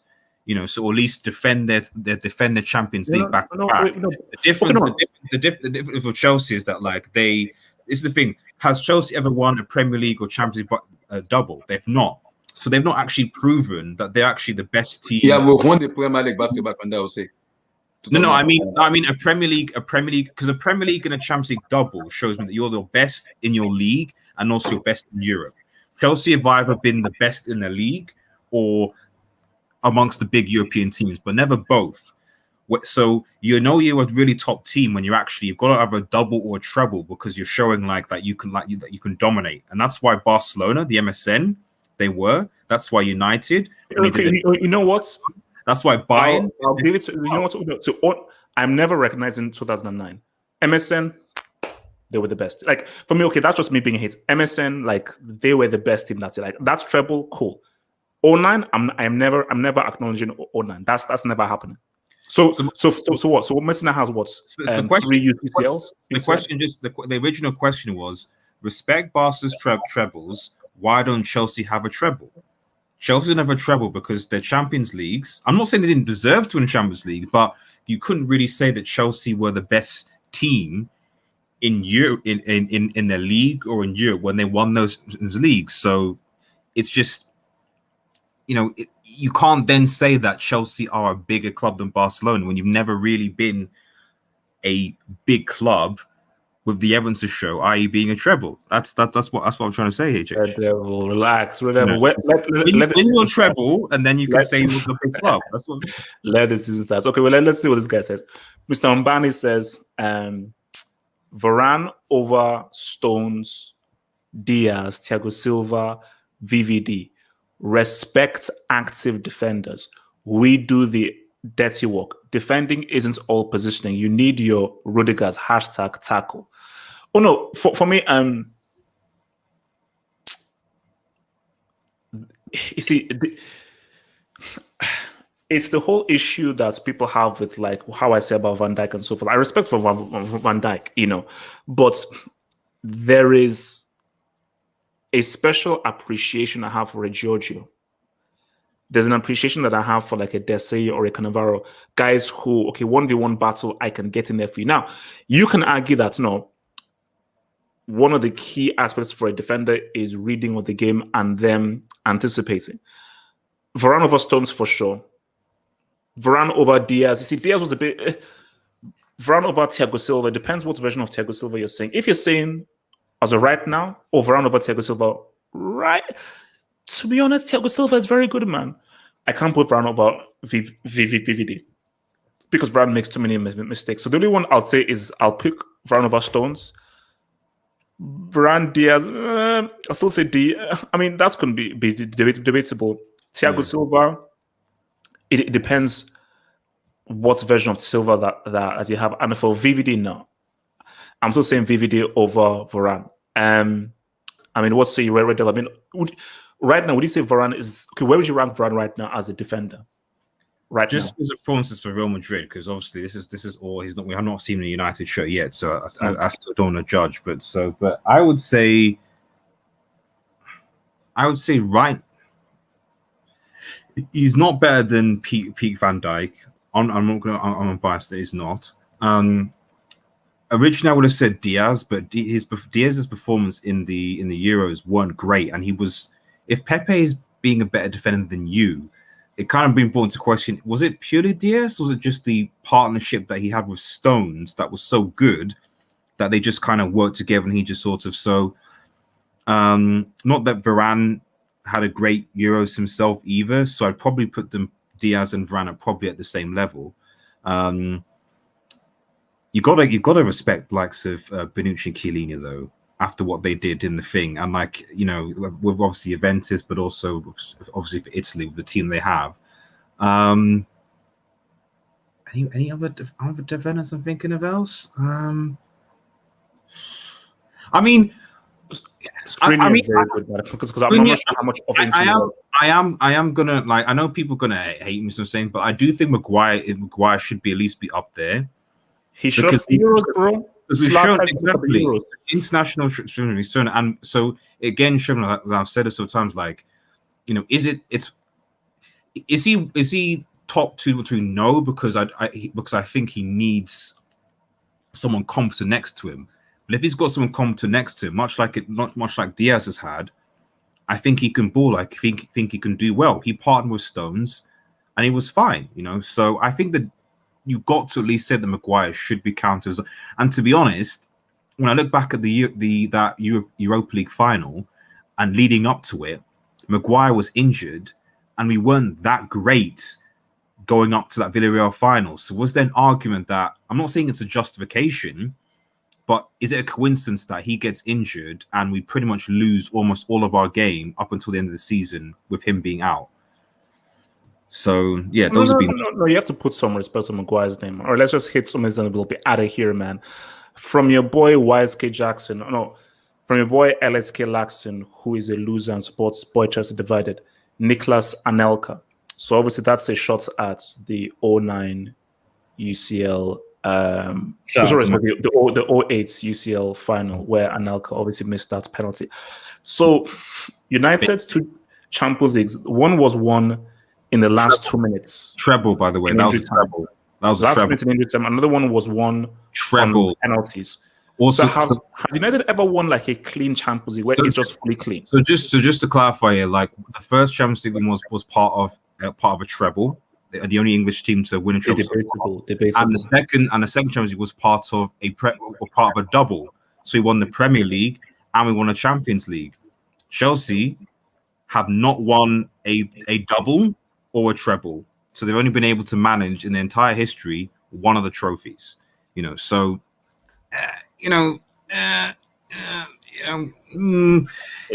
just yeah. Wait. But you see, Red Devil. It's I'm a recency merchant. You've not won a trophy in 4 years. So I guess it's levels. You're a recency merchant. I'm a treble merchant. So that's treble. I'm about the future. You're living in the past. You're living in the past. I mean, it's exclusive. Wait. Data says City gets Kane and Chelsea gets no striker is the dream. Now, can I just tell a story about Natsa? So, Natsa is a Man City fan. And building up to the UCL final, Natsa said that City would lubricate, devastate, and levitate Chelsea. This guy called Tuchel a loser. He said Havertz was an overhyped merchant. And he said that City and Pep Guardiola would deliver, and I quote, a masterclass. Let me repeat. Natsa said that Man City would deliver a masterclass to it. Chelsea's resounding victory over City has, I believe, given Natsa brain damage. And I think that brain damage is with this dub where he says that, first of all, you're not getting Harry Kane because you're dealing with Daniel Levy. So unless you're willing to bid 450 million plus tax, you're not getting Harry Kane. And Chelsea, and also the name is Chelsea, not Chelsea. What the UCL winners and you see Natsa, don't take it out of me that you got pimp slapped. Now Yusufana and your manager is a fraud who we're gonna destroy. So guys, remember this Sunday the debate is us taking away Pep's to UCL. So we're gonna have a massive debate about Pep as a fraud this Sunday. So Natsa, don't take it out on me that your manager is a fraud. I have to be in that on Sunday, please. I will see you there, my friend. I'll see you there. Don't take it out on me that your manager is a fraud.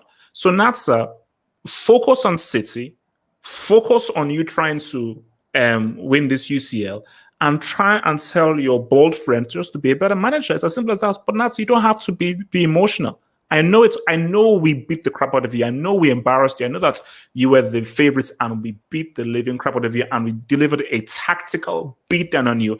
And Natsa, I know that you've spent 3 trillion and you still can't sniff a UCL. And we had a manager who came in halfway through the season with a young team and they beat your team. Could be, bro, the narrative of that Pep loss, man, I have not even begun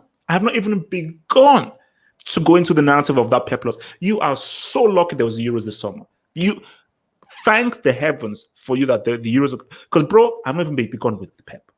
That's what I did was light. I have not even begun. Because bro, by the time Sunday's finished, you know that I'm taking away those 2 UCLs he has. I'm taking away those 2 UCLs that guy has because you stole those Champions Leagues. They were given to you by Messi. That's theft. So there we go. Can I speak about Zouma-Kounde? Or have you guys speaking about him? Because let me just hit this and then we'll come back to you. Let me share it. So from Zeman, who says, you misunderstood. I was talking about you as a person, not Chelsea. Didn't you go to UEFA against Bayern 2020? Okay, so he said, since I've won the same amount of euros as Man United in the first years. Against Bayern 2020. Say, look, Zeman. As I said again, you don't need to attack me, Zeman. Because Zeman, I know where this is coming from. This is coming from your frustration as a Barca fan. And Zeman, this comes from the frustration. You see, let's say a story about Zeman, because Zeman is like Abdul and many Barca fans. You think you have a hex on PSG. There's a hex on you for 09. Now, the hex was delayed. It was delayed. So the hex had like a more long-lasting effect This, what Barca are going through right now, Zeman, you, and I'm doing you people right now, is for what you did in 09. So you will continue to suffer. You will not be able to get that Messi contract. Griezmann will remain on your books until you replay that 09 semi. Until you play that 09 semi, this hex will remain on your heads, and this hex will ruin and destroy your club. So you have a decision to make, Zeman. So Zeman, I told you this is out of personal frustration, and as well, I didn't score. No, sir, I never went against UEFA in for Bayern 2020. I never went against them at all. Because after Chelsea secured that UCL, I'm clean. So anything I've done in the past, I don't remember. I told you, I've got amnesia. I'm an amnesia merchant. Since when Chelsea clinched that UCL, anything I've said, anything I've done, any receipts, I don't recognize. I don't recognize anything. Nothing at all. Nothing at all. So Zeman, let me say this again, Zeman. There is a hex on your club. And Zeman, let me say right now, unless you recognize that you cheated in that for that 09 semi, Messi will not sign. Griezmann is going to remain. Moriba will ask for more money, and you will not be buying any new players. And Messi will not touch that pitch for Barcelona until January. You wanted to talk about Zouma-Kounde. Hit it. I've liked him. Yeah. Before I talk about Zouma-Kounde, I think they need to give a props to Kai Havertz when you're talking about Nasa, because I think Nasa is the most critical player in terms of him being a brick. And I told him then during that time, I was like, Kai Havertz can be a brick when you see his output in Bayern Leverkusen. People call it the Bundesliga task. Wait. I think you were talking about Kounde. Yeah, I wanted to reply to what Nasa said before I go to Kounde. About winning the UCL, and it was like I'm talking about that. I was like, easy, relax. We have to wait and see. If Man City kind of maybe they'll win the UCL this or PSG, we gotta wait and see. But we have to wait and see. But just Kounde, I think for me is one of the most let me say young talent, kind of young central back in world football. Because if you look at this what people say in La Liga, people kind of compare him to like Ruben Diaz, Pau Torres, and I think who again? So many defenders that are young, they late compare him to him. But if you look at the way people call it like 5'10", it's very short. That's right. Anyone, people. Sorry, YSK Jackson is a disease. If I see COVID CL in this live chat again, I'm going to start banning people. Anybody that says COVID CL in that live chat, I'm going to start banning people. You've been warned. Stupid idiots. Continue. YSK Jackson, don't let me talk, brother. You know that. Tell Bruno Fernandes to give me a UCL first. Kai Havertz has a UCL. So relax. No so trouble. No trouble. Relax. No trouble. Despite him being the Man United best player, he has to give me the use. Like I told you on my hangout, Jadon Sancho has to deliver the UCL. If you don't do it, he doesn't have to deliver any UCL. You have to create a tier. You guys spend £200 million. You have to create a tier for Brick Academy, and you have to induct Jadon Sancho there. If he doesn't win that UCL for United, you guys spend £200 million in one summer. You obviously got to get to UCL. So Chelsea are the UCL current holders. What you're basically saying, Abdullah, is Chelsea are going to forfeit. They're not going to bother defending it. They can't play. They're not man enough. They can't defend their trophy. What you're saying, Abdullah, is that Chelsea Football Club are so bad that they can't defend their Champions League trophy. Wait, real quick. Wait. For you clowns saying COVID CL, which key player was injured for Atletico Madrid? Okay, so wait, which player for Atletico Madrid was out because of COVID? Which major player was out for Real because of COVID? City literally had their strongest team. So the COVID tax it doesn't make any sense. It's like I told you, you will never, ever take this away from me, because I have suffered too much. I've suffered too much for this freaking trophy. You will never take this away from me. Never take this away. So you can keep saying all that crap. You are never taking that to this UCL from me, man. So really look, Abdul, talk. Okay.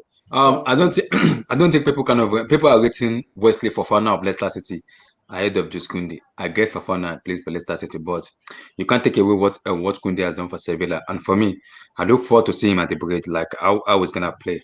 Like I'm just looking forward to it because I'm happy. It's one of the defenders I rate very, very highly. And my God, I'm happy because now we're getting a long time replacement for what's called Thiago Silva because he's gonna go in the summer. So we're gonna get like a long time replacement for him. So I'm happy. Like I'm so happy now. So like he's a very good defender, though. People see this is where the argument is HH. People say is a better ball play center back than Rafael Varane. I think I can agree with them, but I don't think he's a better defender than Rafael Varane. No, Rafael Varane for me is a very one of the decorated center back in world football. I don't think Jules Kounde is a better defender than he is a better ball carrier in terms of carrying the ball from the back, passing range than Rafael Varane. I can have an argument with that. But a better defender, Rafael Varane, no, it's a stretch. No, it's not. So for me, overall, for all Chelsea fans, and including me, I am so happy. I don't know how you rated him, kind of how you rate him, but I rate him highly, very highly. Abdullahi, look. Let's talk real. Let's talk. See all this talk. Like I want a striker. Okay, so Zouma-Kounde. You want a striker? I want a striker. Because I know you're saying about how you and Havertz can be nominated. I don't know how you roll. I know how I roll. Mm-hmm. I want a top tier marquee signing. I want a big signing. Mm-hmm. I'm not going into a new season with Havertz as a number 9. No, I'm not doing that. That's crap. That's not how I roll. I want to level up. And based on the Champions League, I will repeat, Champions League. Let me say one more time. Champions League winners. I demand a trophy. And guys, let me just say one last thing. For you guys out there, don't let me find evidence to start discrediting, because trust me, I can discredit all of your UCL wins. So if we want to play that game, I will go deep and I will discredit Real Madrid's three-peats. I've already discredited Chelsea's first UCL. Wait. No. It's no. Wait, Red Devil, you can't. It's Dodd. No, it's not Dodd. You said on this channel multiple times that penalties don't count. At the end of the day, penalties don't count. So at the end of the day, you won your first UCL on penalties, and it just so happened that the best players in the world, Robin and Messi, missed their penalties. And if that didn't happen, literally, you won the CL because of a penalty miss and penalty conversions. That's it. And you said penalties don't count, so ergo, your Champions League doesn't count. LSK Laxon, I don't fully acknowledge. Thank you, YSK. Thank you. I don't fully acknowledge. Speak on it. A team scoring 2 goals in the final 2 minutes. I'm sorry. This bold guy up. This bold guy up. 2 goals in the. You can't be outplayed for 90 minutes and then just score 2 goals and then I should accept it as a clean win. You forget that Roy Keane and Paul Scholes weren't available in that game. So 2 of our best players. How's that my concern? And we bored against Pete Ironside. These guys up here, recency merchants. I'm a treble merchant. We speak in trebles. You guys speak in recencies and singles. We speak in trebles. No. It's for me. Eddie says that he wants to talk. I think he wants to talk to you. I don't know. Oh. Is Eddie? Why? Because we are almost done. Now. Exactly. See, let me quickly respond to YSK Jackson. You see, YSK, relax. Like I told you, I told you on my stream, I double dare, and I will repeat it again on HH Angle. I triple dare, quadruple dare Jadon Sancho not to win the UCL for Manchester United. I do not care how much it was being bought to United. I double dare him to break it up in the UEFA Champions League this year. Then there is a receipt waiting for all United fans, except Red Devil. Most original base Annie. These are most sensible people I've known, and Tom also to kind of speak very well in terms of their team and other clubs too. You see, there's a receipt waiting for you guys. I double dare Jadon Sancho not to win the UCL. I'm saying that on Hangout. I don't get.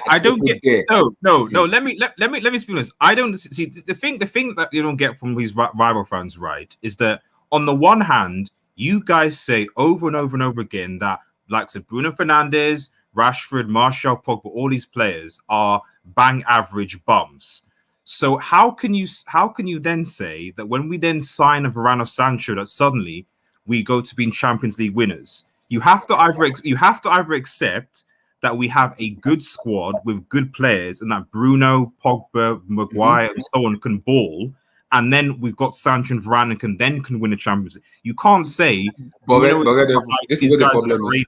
And then say we can win the Champions. It doesn't make This sense. is where the problem is. This is where the problem. I was the only one, even on HH come back, man. I was the only one who backed Kaya Vatel. People call him induction, break, Siberia, so many. I was like, this guy isn't a bad player. You guys thought he is. He's kind of being coached under a manager who just got his coaching back yesterday.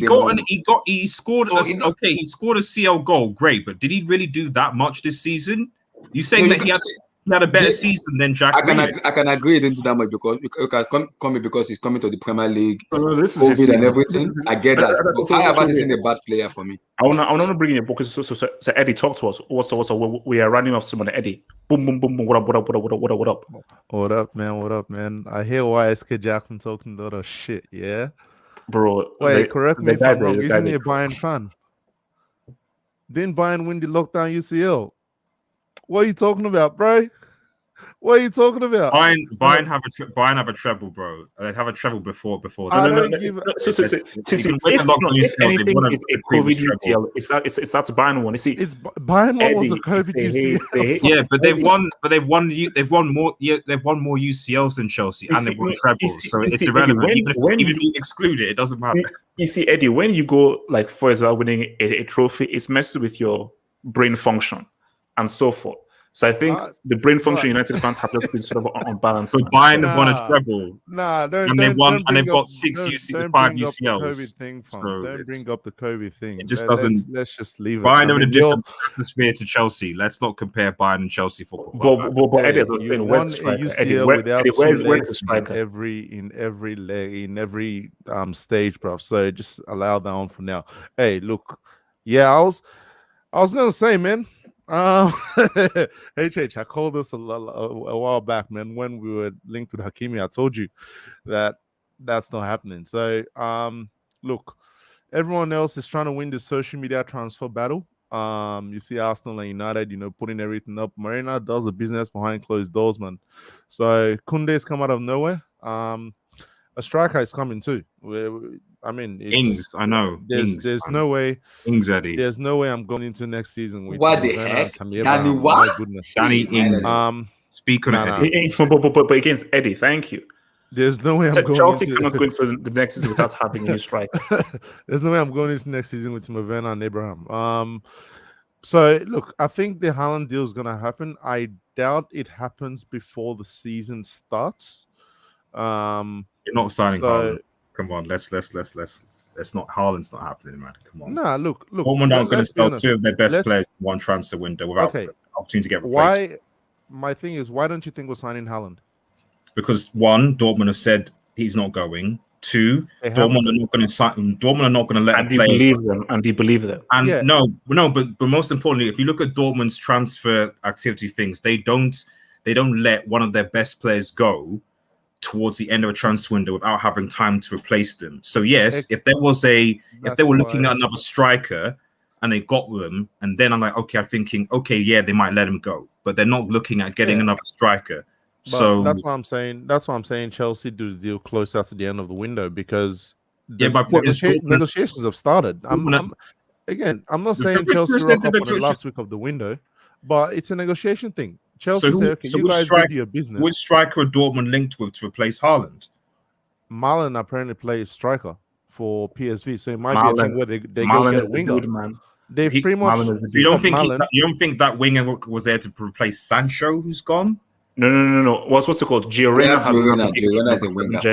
Giorena can be a winger. They can go get another player. They gave him the jersey. They gave him the number 7 jersey. So I think wasn't it the season they sold Ousmane Dembele that they had to get their business done with Torgan Hazard and all that before they sold him. So while we're acting like all of a sudden this whole deal is not going to happen, and the difference between this and the Sancho one was listen. Last season they gave United a deadline, paid him money by this date or forget the deal. They haven't done that this season. Dortmund have literally said Haaland is not, or the official Dortmund page is Haaland is not for sale. That's what they've said. Right, yes. The same That's Dortmund officially what they've said. So I'm going by what Let me just get some of the number back with you. So quickly, so from your boy LSK says, I now see 3 CCL matches and 1 treble winner. YSK, your club has not won a trophy in 4 years. In 4 years. In 4 years. And from your boy YSK says, your club's in CCL transfer quarantine until September the 1st. Now, YSK, I'm going to remember this. So, YSK, if Chelsea do sign a Haaland, I will need you to come in here and apologize. So, it's because you've said this and you're talking, remember, YSK, remember you did call Villarreal papaya merchants who you would give birth to in the Europa League final, which you lost. Now, Red Devil, did David De Gea concede 11 penalty kicks in a row? I'm not gonna speak on De Gea. De Gea hasn't saved a penalty. It's a simple question. It's a simple question. And from your boy Detroit's Rock City says, seriously, you trying to discredit Bayern's treble? I don't Detroit, even know how that's just Red Devil and people in the live chat have asked me. It's an emotional response. So of course, I was responding to the person. You were saying Chelsea were a bigger club than Bayern. That's what you were saying. I never said that. I was querying that. No. All I was saying is that Chelsea are more relevant right now than Bayern because we're the Champions League winners. That's what I said. So whoever holds the Champions League holds the key Infinity Stone. So, and my thing is that, guys, can I have some damn respect? Can I just have some respect for the Champions League winners? The disrespect I'm seeing in this live chat and so forth is awful for people who just won the freaking UCL. Shout out to my man Chelsea Perspective. He's just stopping by to say hi to my bro. So I'll be on his stream tomorrow, man. Talking scouting stuff and everything. So join me on that stream with your boy Chelsea Perspective, man. So I'll be on his show. Chelsea Perspective, man. I'll see you tomorrow, man. We're gonna get in on some of that interesting talk, man. So Eddie. Yeah. Can you give me assurances that Chelsea will get Haaland in this transfer window? I need assurances. Bruh. That doesn't sound reassuring. Maybe not Haaland. If you're talking of actual assurances, he's not coming. I think Haaland or Lukaku comes. I think look, this is the thing. If I think Chelsea get Haaland, right? But because look, the thing is, Dortmund can do all their business and go, you know what, screw it, we'll take the 70 next year because Haaland is so important to us. Then I think Chelsea go slap the money on Lukaku. It's literally, yo, you want 120, we'll give you 120. That's what I think Roman's going to do. But so far, Roman is putting. This is a window of opportunity for Chelsea. Like, that's what people have to realize. The Kounde deal didn't have to happen, but it's happening because it's an opportunity. So we're in a position where Chelsea. Why didn't you want to sign Varane by any chance? Why weren't Chelsea in for Varane? I don't know. For me, I think Kounde is a good fit for what Chelsea wants to have back three. Exactly. So I mean, where does Varane fit on that thing? Because I don't see Varane playing right centre back. I don't see Varane playing right centre back. He's going to play right centre back for Manchester United because Maguire played left centre back. Yeah, but I'm talking of right centre back in the 3, and Kounde also can play. What I've heard is he's a long-term replacement for Thiago Silva, but he'll come in starting as a right centre back and learn the trade. So it kind of makes sense for Chelsea to go with the younger guy. Again, I don't know why Chelsea went playing centre back than Rafael Varane. It's a I still don't know how this. I still don't think this back three thing is a good idea long term against more low block teams in the Premier League. But that's a separate issue. But okay, if you maybe we'll get on this when the complicated Chelsea show is back. But Chelsea are going for flexibility at this point. They can literally play any style, any system against different teams. So it's a thing where the back 3 will be there. Get a life, man. Get a life, man. Come on, it's just football. Like chill. He'll be there, but the thing is, they'll also play back 4 as well. So it's not going to be a rigid. We're playing a back 3 and it's a back 3 for the whole season. You see Chelsea mix it up this season quite a bit. I feel. But look, Uh, Chelsea are getting a striker, not Danny Ings. so to just shout to Real Madrid, says Odegaard is considering leaving Madrid. My thing is this is that Arsenal, isn't it? Goes to Arsenal. yeah, it's basically if look, Real Madrid better hope that they can sign Kubo and well rather that they can keep Kubo, because if Real Madrid could lose Casemiro, Real, as I said again, if Chelsea can't get Haaland, I'm not really calling on Lukaku. I want Benzema. I don't care how old he is and so forth. I'll take Benzema. So Real Madrid, you best hope that Chelsea get a striker, because I will make it my personal vendetta that they get your boy. So guys, look, man. That brings me to one thing though. That's why I think Varane joined United. It's because of the money. Like, let's be honest. Chelsea weren't paying Varane 350 or whatever he's going to be earning at United.